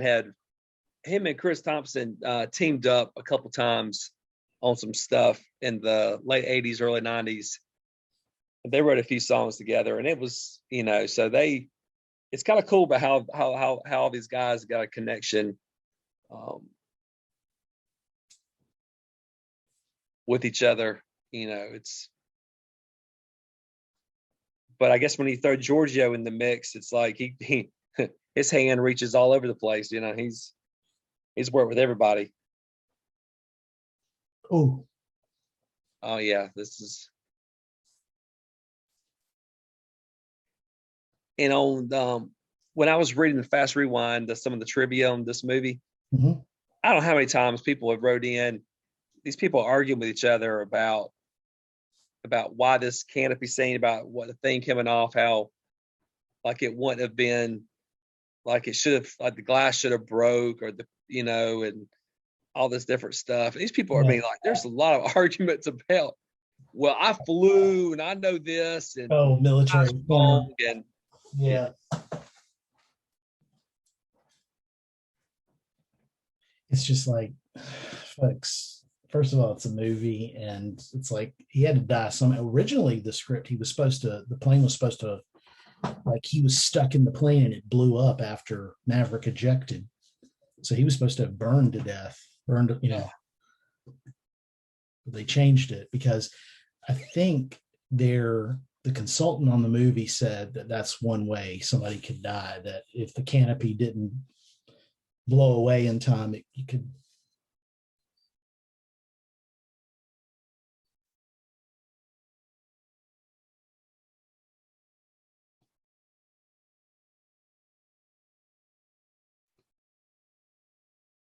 yeah, this is definitely a heartbreaking scene.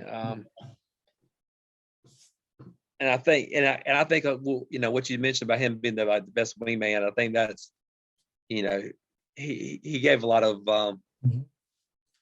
life and vitality to the role and to the movie. Yeah, when he dies in the scene, I mean, I remember there were people just like, you could hear people kind of crying. Yeah, but it was because he was so good, that it hurt.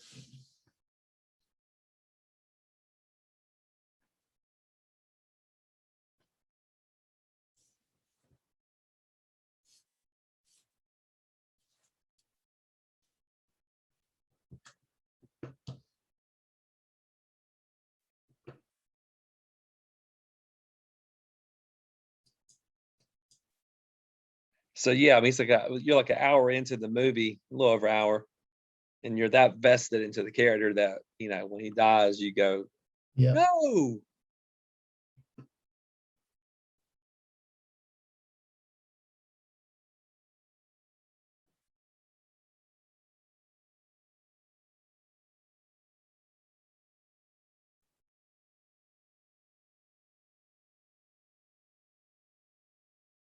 And I'm really disappointed. I was hoping Scarrett was going to be in the sequel.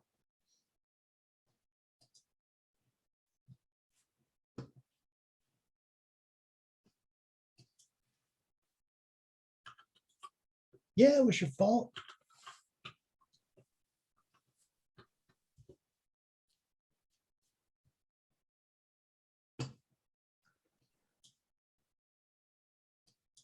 Well, he's forever right behind you, Chris. Just look over your right shoulder, and He's there at my shoulder. Goose.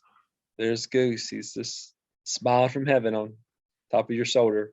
That's right. It's almost like he's the angel and Tom Cruise is your devil on the other side. You look where you're. Okay, people are listening in. You're like, what's he talking about? Chris has got a background, got the virtual background, and Anthony Edwards is on his right side, and Tom Cruise is on his left side. It's like the two. He is the wind beneath my wings. Okay, there's no Bette Midler in Top Gun. Thankfully.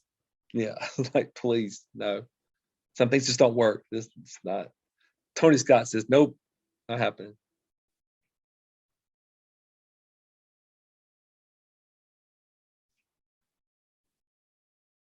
That's some 80s gum right there.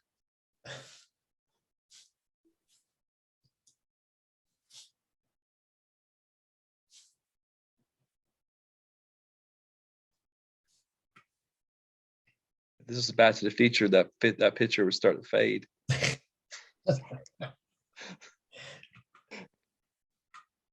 Is that Goose wearing a Walt Disney shirt? I gotta go back.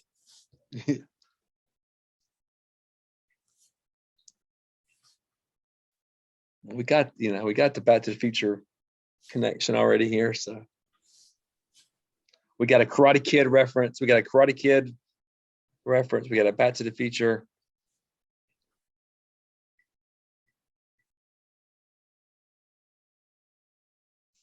obviously having Tom Cruise is just by he's.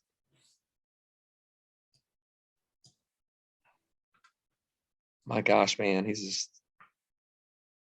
What's he? Outsiders, Risky Business, All the Right Moves. I mean, my goodness.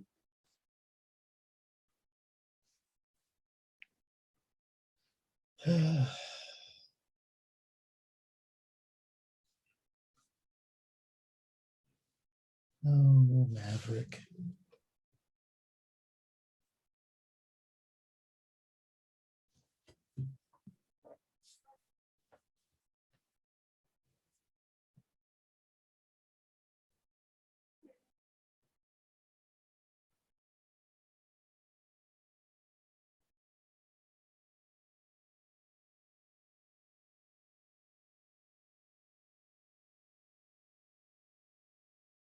Did he forget his line there too?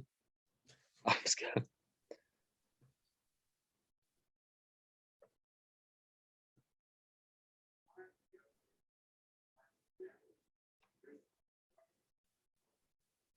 Hey Maverick, do you know that the human brain weighs like 12 pounds? Oh, sorry.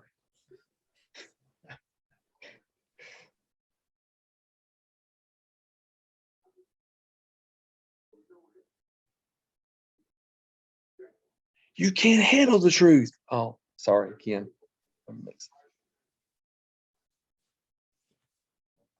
Doesn't he wear like the same, almost like the same outfit? Yeah, I think so. I mean, in All the Right Moves. No, I mean, what's that movie? Just quoted it. I'm just like, A Few Good Men. Oh yeah.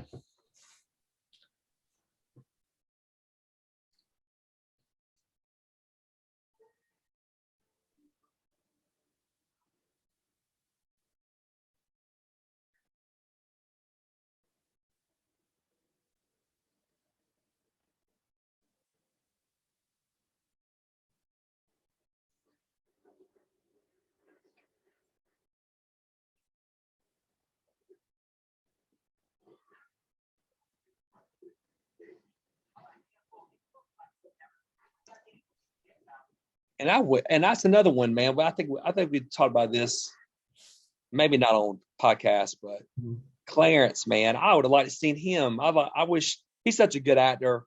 Yep. I wish they would have brought him back for Maverick in some form of, as a maybe a commanding officer or something, or maybe an admiral, or Yeah. something of that nature. I think he teaches acting now. I think, but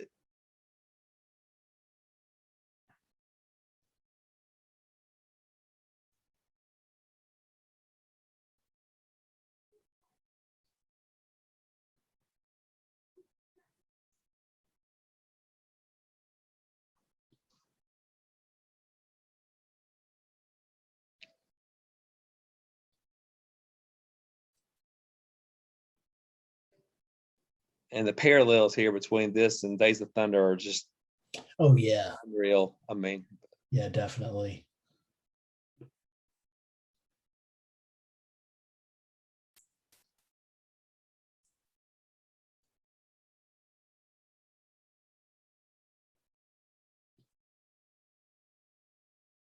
here's gonna be a good scene.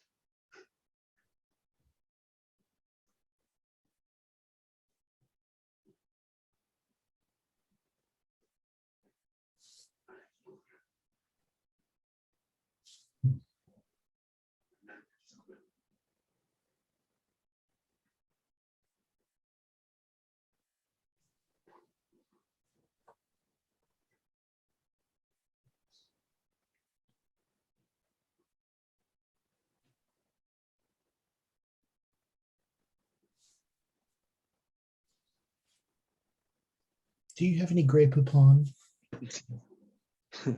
Why, yes. But of course.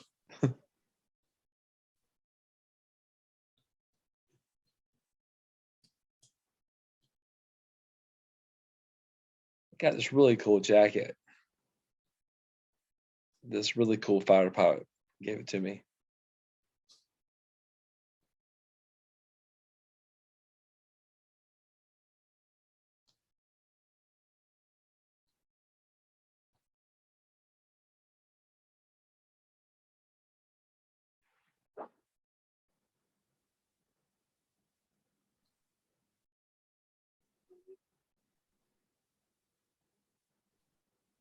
She's got some pretty eyes, man. They're Yeah.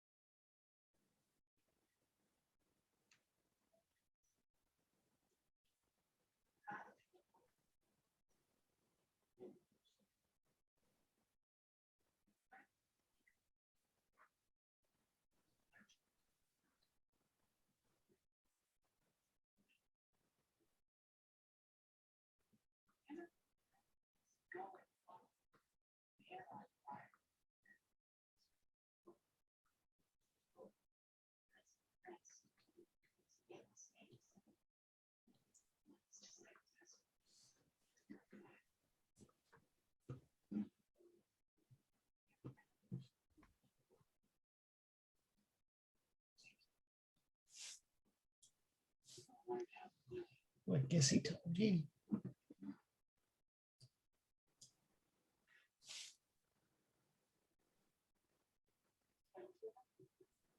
Yep. It's too late. Nope. Yep.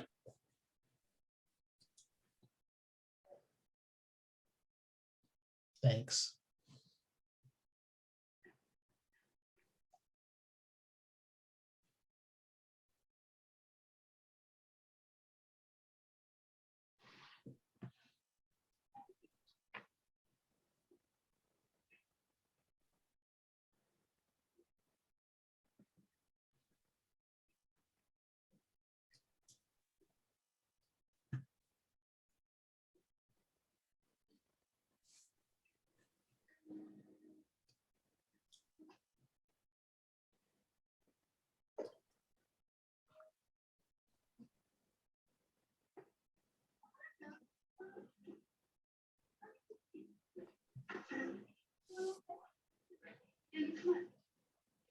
Can I make you a sandwich? Would you Yes, like? please. Can I order you a pizza? Cigarette? Glass of milk? Hot dog? She keeps coming back in. Want some chips? A pretzel? Some fried chicken? Honey, he said no.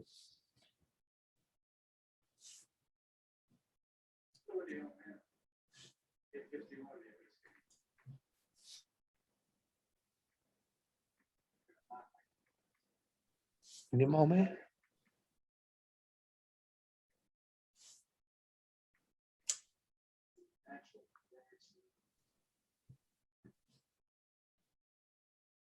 Yeah.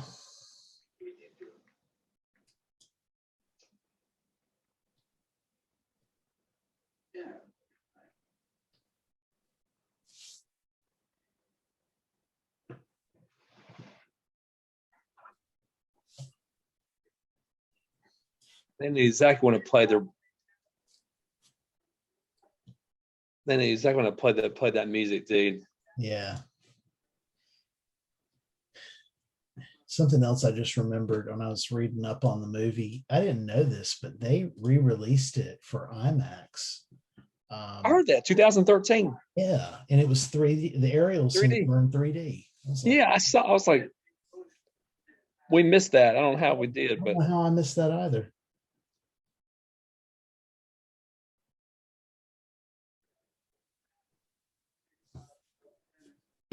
It would be fun to see this on a big screen again. I mean, I think the way it's shot, it's just, yeah, it was made for the big screen, Yeah. obviously. But I mean, just the way it's these scenes, I can just see them on a big screen. Just So what I was reading that Tom Skerritt, he was this scene was refilmed. His hair was a lot lighter, so they had to wear a cap. And I'm just kidding. I'm mistaken. Making stuff up. gotcha.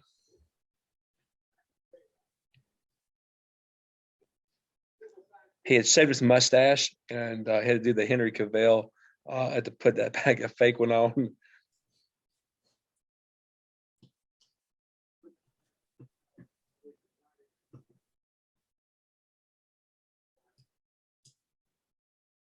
Okay, I'll be right back. I gotta get a All right, charging cord. gotcha.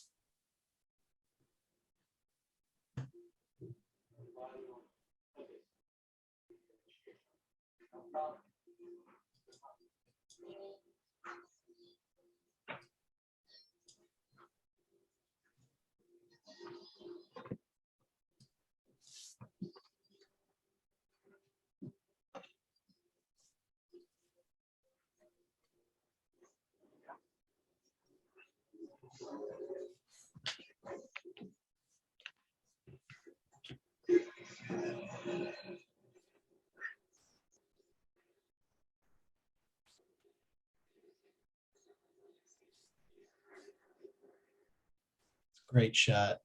Yeah.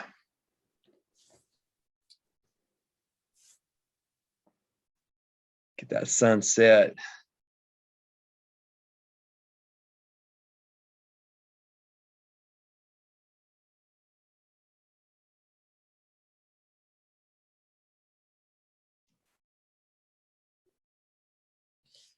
Yeah, Adrian Pasdar was married to one of the Dixie Chicks, Natalie, I think. Hmm.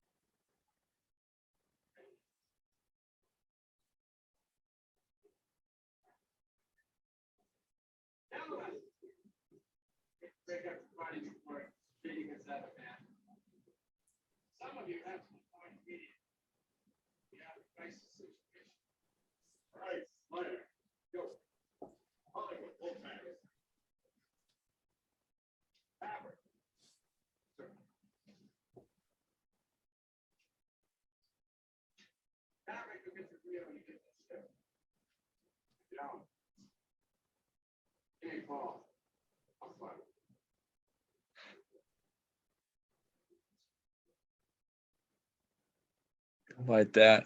Vote of confidence. Will you be my daddy? I need a dad.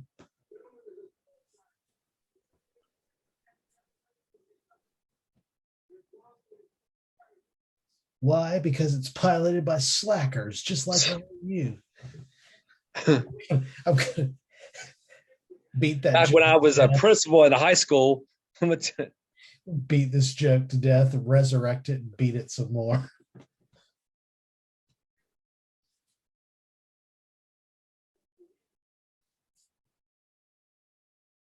sweating, Tom? And that Tom Cruise. Yeah, spritz him down. He needs to look sweaty. Yeah, he is too. Yeah. Well, they're all sweating. It must be hot there, man. It's really hot in those ships.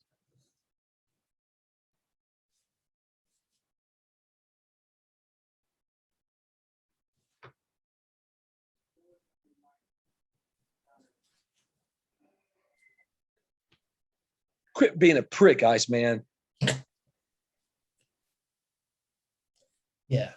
Stay cool, Iceman. Yeah. Chill out, Iceman.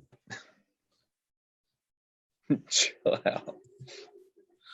Just like the Arnold Schwarzenegger school of puns, bad pun. So apparently the Pentagon charged Paramount 1.8 million to use their planes and aircraft carriers for the film. Kind of like if I was Paramount, I'd be like, you're getting all the free publicity.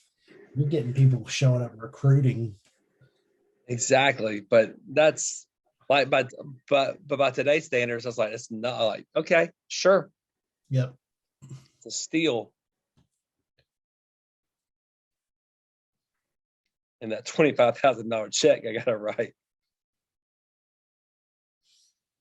So for this movie, because the Navy's very obviously very protective and very sensitive about what's portrayed in these movies and how they're portrayed.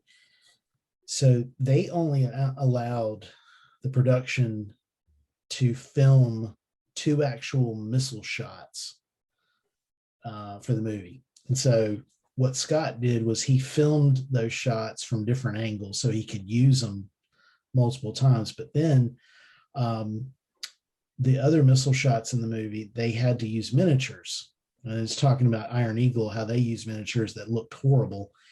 The miniatures they created, the company that created the miniatures for Top Gun apparently were so good, so realistic that the Navy did an investigation into whether there were additional live firings of missiles because beyond the 2 that were authorized. They thought that the filmmakers had done something and were able to get more shots when they had only agreed to 2. But it turned out, no, the miniature company, the company that made the miniatures that fired the miniature missiles were so convincing that it fooled the Navy.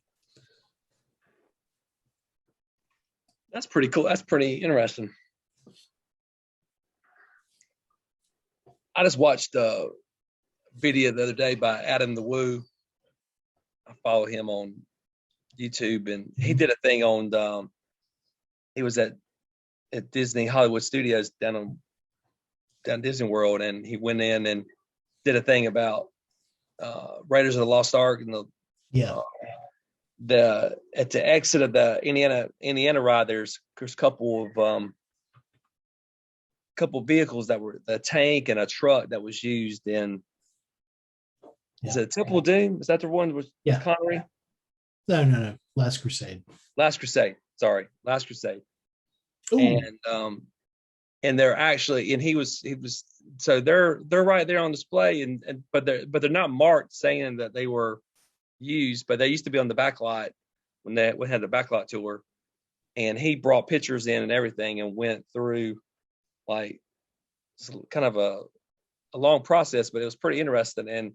But one of the things he mentioned there that they did use some miniatures in the movie as well. Yeah. And because they blew up one truck. Mm-hmm.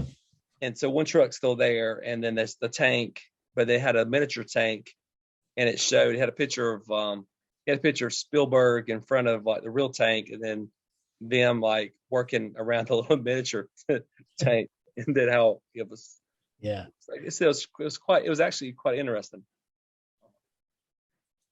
So we've talked about how these aerial scenes, especially like these cockpit scenes, were really unlike anything that had been done before with movies about fighter jets.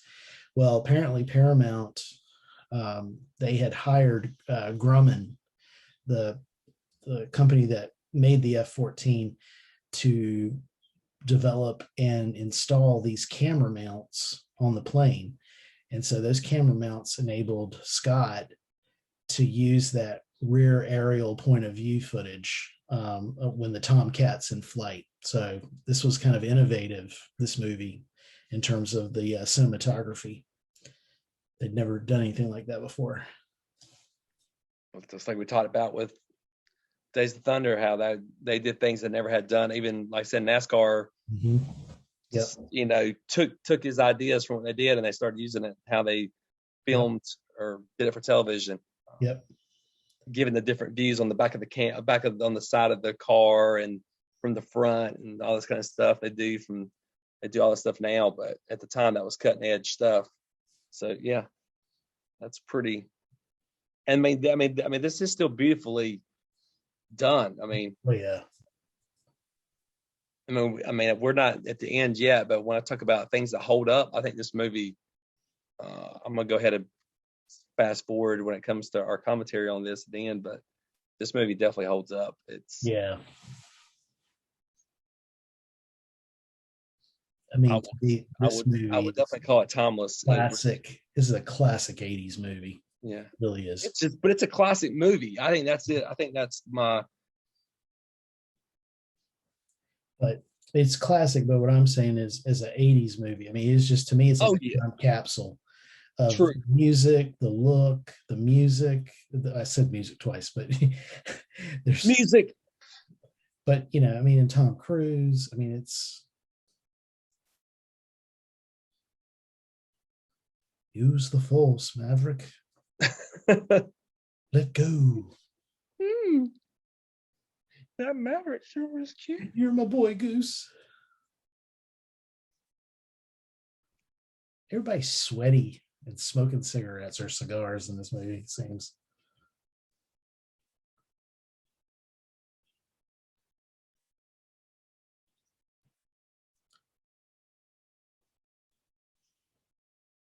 That was one of the ones where the actual missile fires, that was one of them, I believe.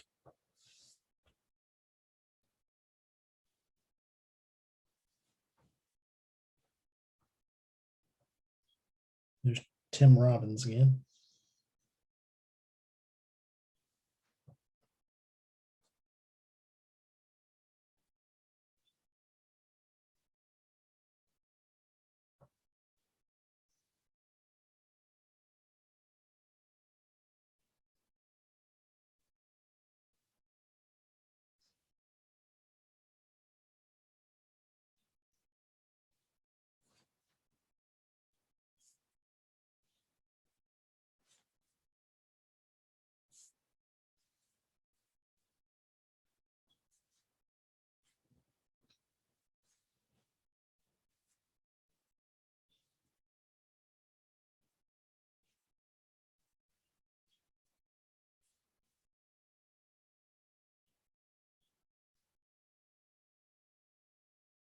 Yeah, man, this aerial footage is so good.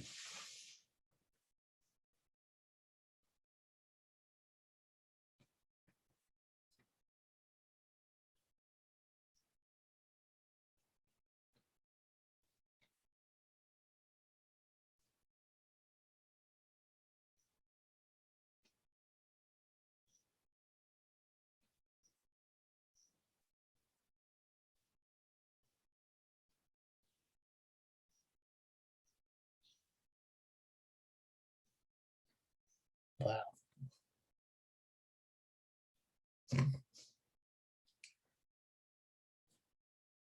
So when I was doing, oh, looks like I lost Garrett. Well, I guess it's just you and me, audience. So when I was doing research about the history of video games and Top Gun, I was amazed at how many games there are based on this movie. I also found out that the second NES game was actually intended to be a direct sequel to this movie. And I think Garrett is back. He's coming back in. Hey, bud. Oh, he's connecting to audio.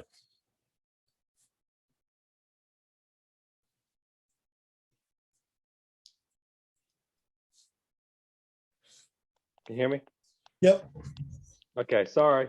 So I plugged the computer in, and I don't know. The charger does the chart. Maybe the charger I got is not the right one. I don't know, but it all of a sudden it just went. So I hope you filled in on the audio. Yeah, I did. Yeah. I looked up and saw you were gone, so I talked a little bit about the video games based on Top Gun. Good. I'm glad. It was a good time. There's still, we're still in the big fight scene in the air. You're gonna do what?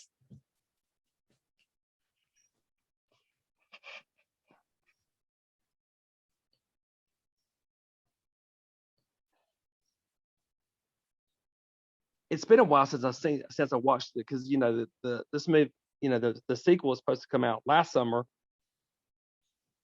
and now it's supposed to come out this summer, and now it's going to be postponed until. But I remember watching the trailer for whatever they have for it, and it looked really good. The trailer looked good. Yes. Yeah. For the sequel. Yeah. And it does remind me of some of the stuff that they're doing here. Yeah. I do remember you and I laughing though about the fact that Tom Cruise, his Maverick still being in the Navy or still being a pilot was kind of like, really? He's like too old. he'd have been retired by now. They probably would have made him retire. Yeah. Well, I think there is something in the military. There's some sort of rule that he would have been out by the time. Oh, did it again. Got a big laugh in the movie theater when he did that.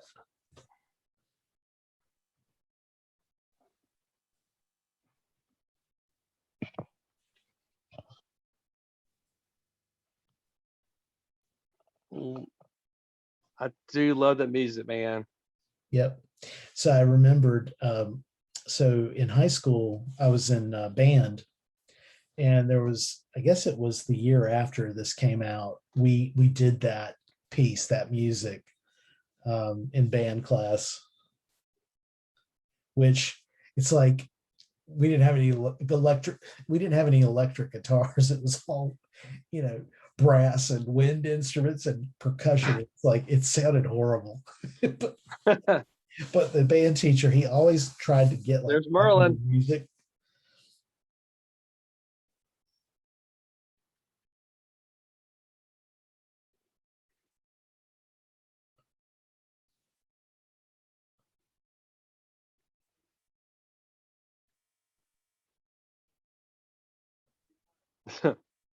You could be mine.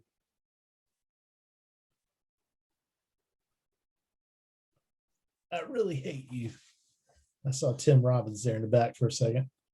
Yeah, that's what I'm saying. There's Merlin. There he is. He's like a giant. He like towers over them. He is. He's a tall dude. I mean, you really see that in Bull Durham. Yeah. Which we will, for those of you who are listening, we'll be covering that. Yep. Next year. I forget when, but yeah. It's on the schedule at some point in time. It's coming.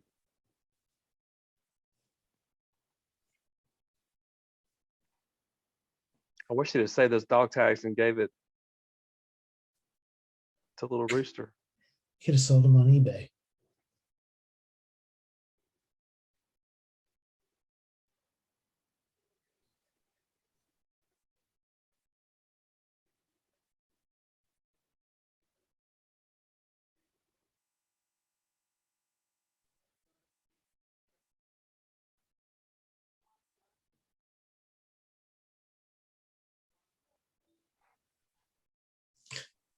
You're still a slacker, Maverick. And I'm still gonna be a Top Gun instructor 35 years later. Yep. At Fightertown, USA.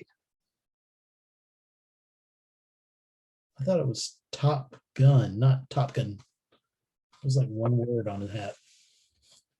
Top Gun.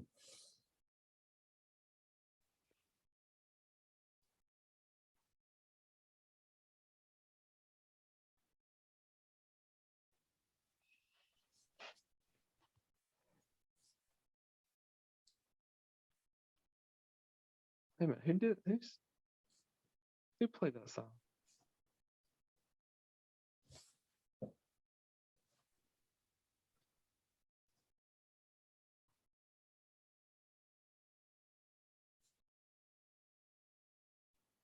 Sneaking suspicion.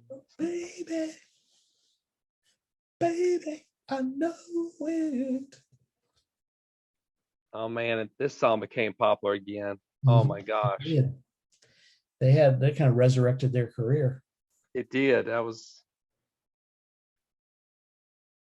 Although I'm going to say something scandalous. I think Hall & Oates' version of this song is better. Well, I'm not gonna disagree with you. Okay, good. Because I'm a huge Hall & Oates fan. Same here, man. I love their version of this song.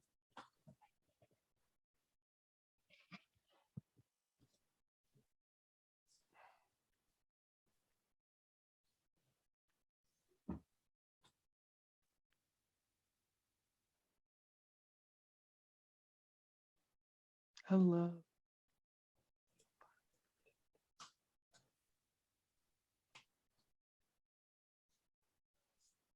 Don't. Let me put my tongue back in your mouth one more time. Oh man, we faded to black before we did that. Goose. Baby. Val Kilmer is ice. Rick Rossovich. Slider. Whip Hubley, that's right. That's the other guy. Barry Tubb. I think Barry Tubb and Kelly McGillis had a thing.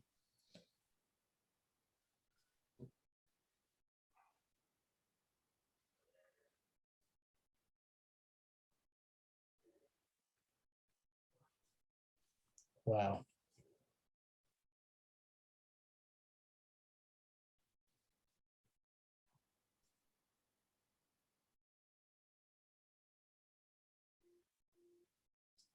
It's awesome. Tony Scott, man. Forgotten how good a director. I need to find out who did the cinematography on this. Jeffrey Kimball.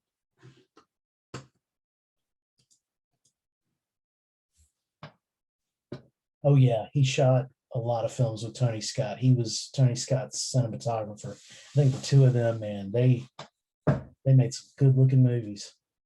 Yeah, down there's Robert Willard. There's down the guys who helped out. There's a whole list of names. Yeah, there's I may have missed it already, but this movie was dedicated to a guy named Art Scholl, who was killed during the movie. He's 54 years old. The plane that he was flying was a camera plane. He couldn't pull out from a flat spin, and he crashed into the Pacific Ocean.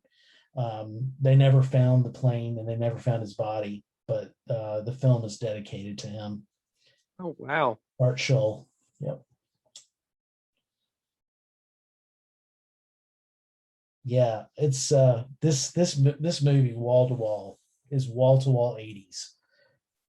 I mean, just the music, the look, all of it. It's just, this was fun. I enjoyed watching this. Like, for not having watched it since I saw it in the theaters, this was fun. Very much so. Very much. Yes, I was. We've had fun watching some other films. Obviously, we have a good time wherever we watch, but some are a little bit more. Sometimes they're a little bit more humorous. And even though we'd make some jokes on this movie as well, but this is just, oh yeah, there it is. Special thanks to Secretary of the Navy, the Honorable John Lehman, and then, yeah, there it is, Henry II. But yeah, this movie was great. I think, a lot of fun. Oh, there we go. Technical advisor Peter Viper Pettigrew. Yep, Naval Aerial. There he is. Another Lloyd Bozo.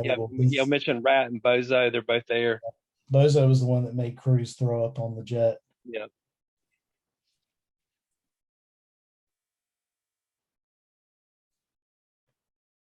Yeah, Miramar, San Diego. And the Coast Guard was mentioned there. That's good. Like, we got to see Ginger Langley went to the Coast Guard. Lorian Denny went to the Coast Guard. Yeah, I wonder what happened to her. I'm friends with her on Facebook. She's a mom. I mean, I think she's had three, but I think she had at least three boys. Yeah. So there we go. Danger Zone. There it is. Giorgio and Tom. Where does she live? Somewhere in North Carolina. I don't know exactly, but and there's the Heaven in Your Eyes by Loverboy, but that was the one. Oh yeah, Playing with the Boys. That was the volleyball song. Yeah.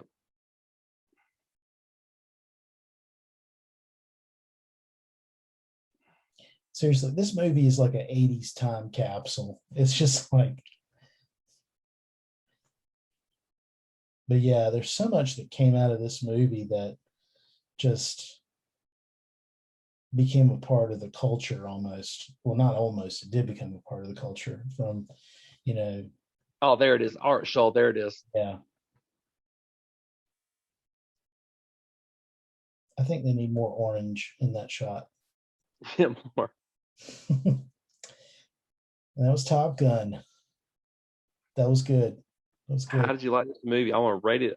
I'll rate it 5 stars. That's right. 5 out of 5. 2 thumbs. Way up. Well, actually, I can't say 2 thumbs. That's copyrighted by the estates of Siskel and Ebert.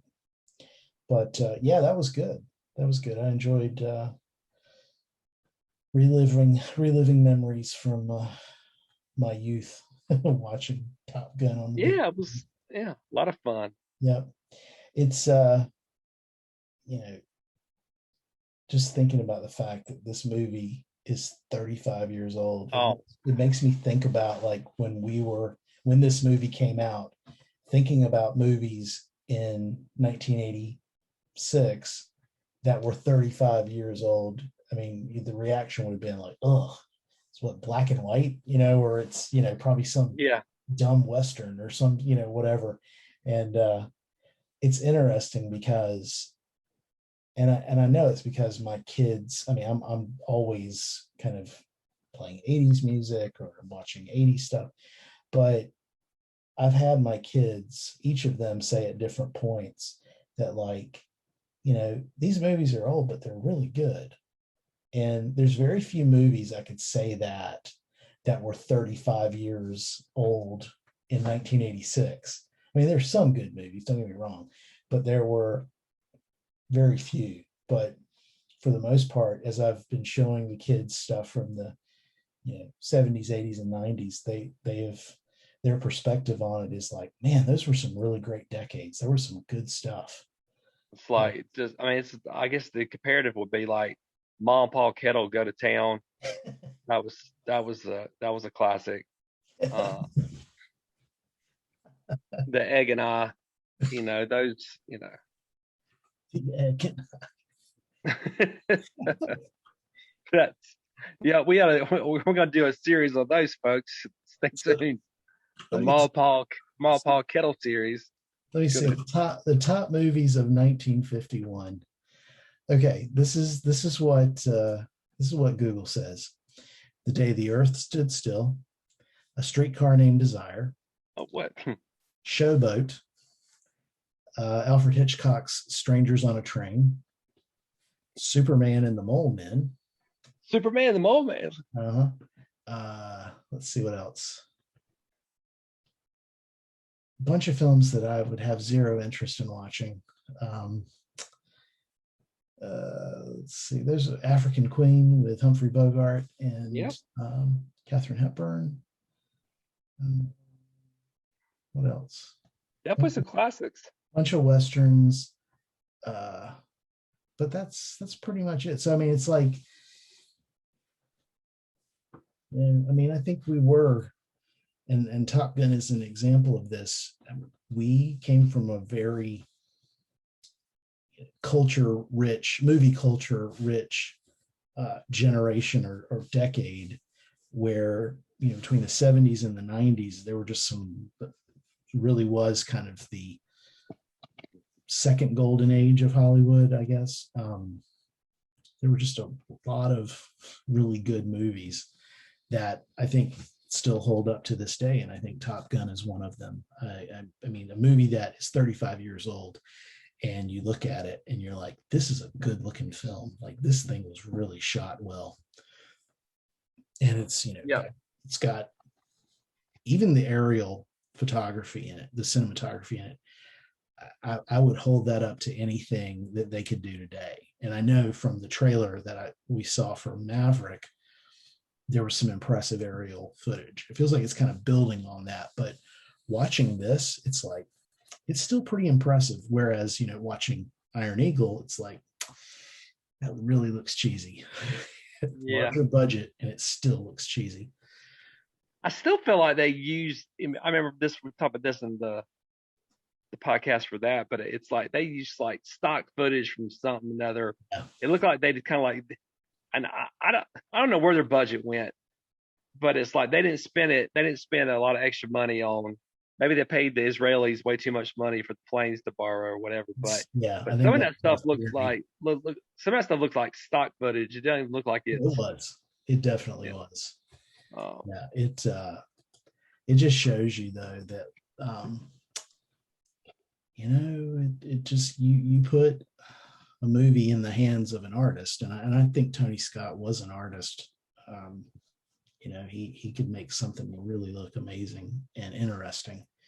And I mean, he was thinking about what we watched tonight. It's even from the very first shot of the deck of the ship and the jets and the guys who were out there, doing their thing to get the jets ready to take off. It sets this mood. It sets this tone that is not many directors can do that well. And I feel like Scott could really convey an atmosphere in his films. And earlier while we were watching it, made me think of that other film, Crimson Tide. And I think it's a similar kind of approach to it, just the way it was shot and so forth. That but I didn't remember it until you said earlier that he also directed Days of Thunder, and the same kind of thing. It just has a very distinctive look. Yeah. And, the use of smoke, I mean, that it's like, in which they kind of had it look more like fog or whatever, but using the fog machine and the whatever, and then of course that instrumental by Harold was fabulous. I mean, you just couldn't. It's almost like, it reminds me, and some people are going to go, you're comparing the two, really? But it was like, seriously, it's like John Williams, man. It's like some things that he does. It's like, it's just, you hear it and you go, yes. It just, it's like Superman. It's like you play the theme and it's like you're there, you're into the mode. It's like and that's the way I feel about this. It's just like you hear the music and you go, Top Gun. It's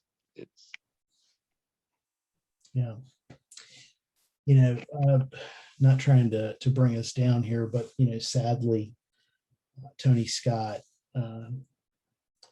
passed away in 2012. He had committed suicide, and I just say it because obviously it's a tragedy when anytime somebody takes their own life. I know that there was talk that he had some health issues. He had been dealing with cancer and so forth, but it's a real shame, because looking at his filmography, he did some really great films, and obviously, as we've been talking about his visual style, there's not many directors who pulled it off as well as he did. And when I look at the movies he did between the 80s and 90s, he turned out some really good work.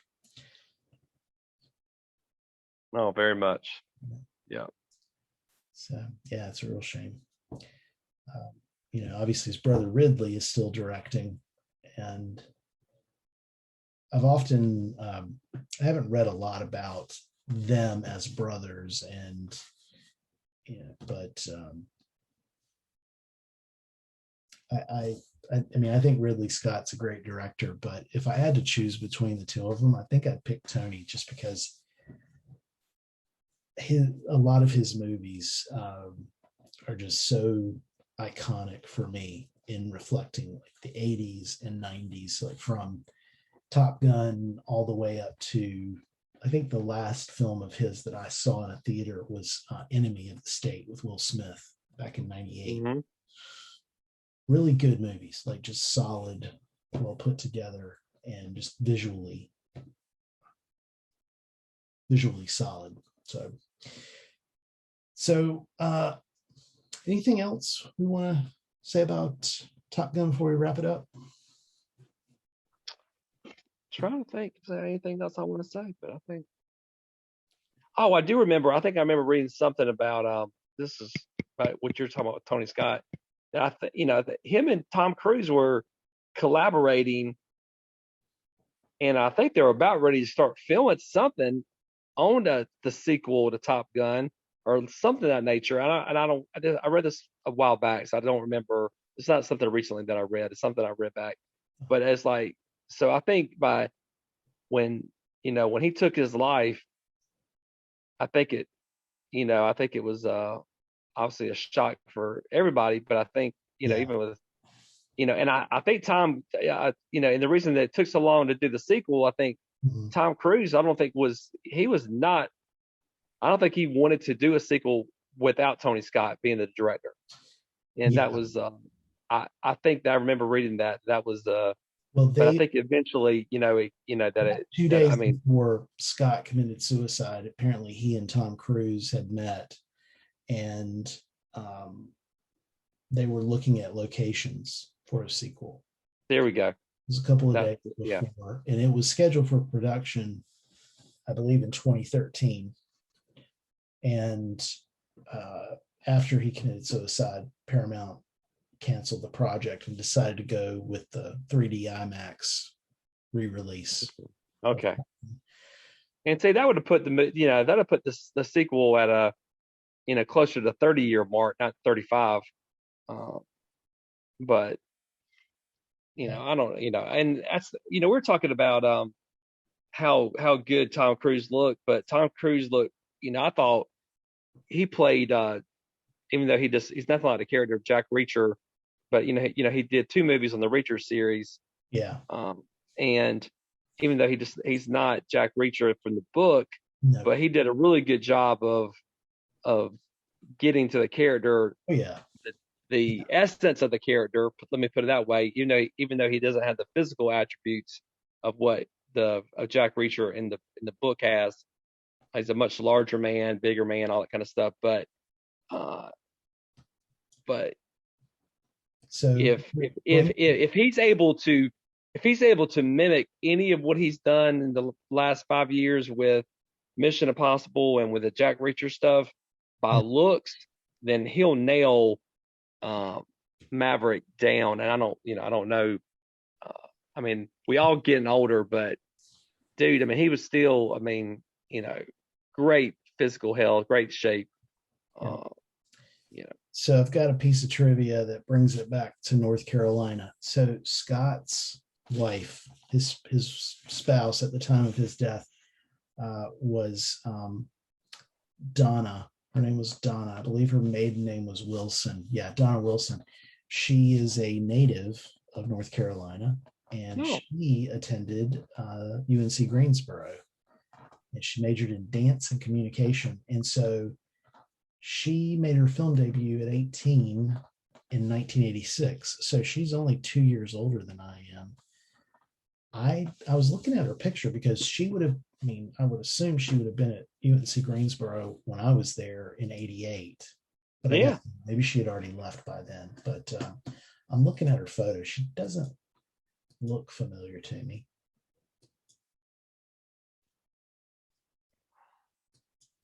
But yeah, she, I don't know, maybe she does look familiar. I don't know.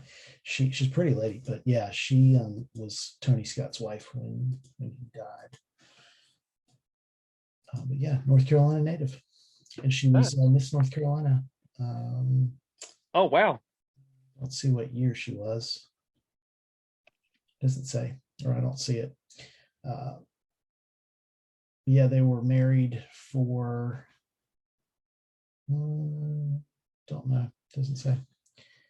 So yeah, North Carolina connection there. Well, I think that probably just wraps it up for us. Definitely glad we got to see this again. And trying to think, what do we have next on the schedule for next week? I believe next week we're going to go in a totally different direction. We're going to be doing the 80s police comedy, Police Academy, with Steve Guttenberg. Woo! That's next on the lineup. So yeah, Police Academy next week. Awesome. Yeah.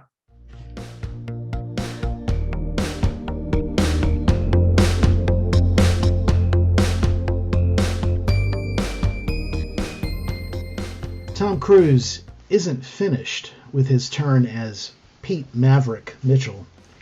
Despite delays due to COVID-19, Cruise will return to the role that made him a global phenomenon in Top Gun: Maverick, slated for release later this year. As I mentioned in the commentary, Cruise's love interest in the sequel is played by Jennifer Connelly, who stars as Penny, the Admiral's daughter Meg Ryan mentions in Top Gun. You can also expect Val Kilmer in the sequel, who played Iceman. He's going to make a return as well as the Chief of Naval Operations. Join us next week when Garrett and I watch the 1984 comedy that spawned a film franchise, Police Academy. Support for the Midnight Movie Snack podcast comes from monthly donations made by listeners like you. Your small donations add up to help Garrett and I make fun episodes about the movies we all love. To learn more about how you can support the podcast, check out the support link in the show notes. Until next time, thanks for listening.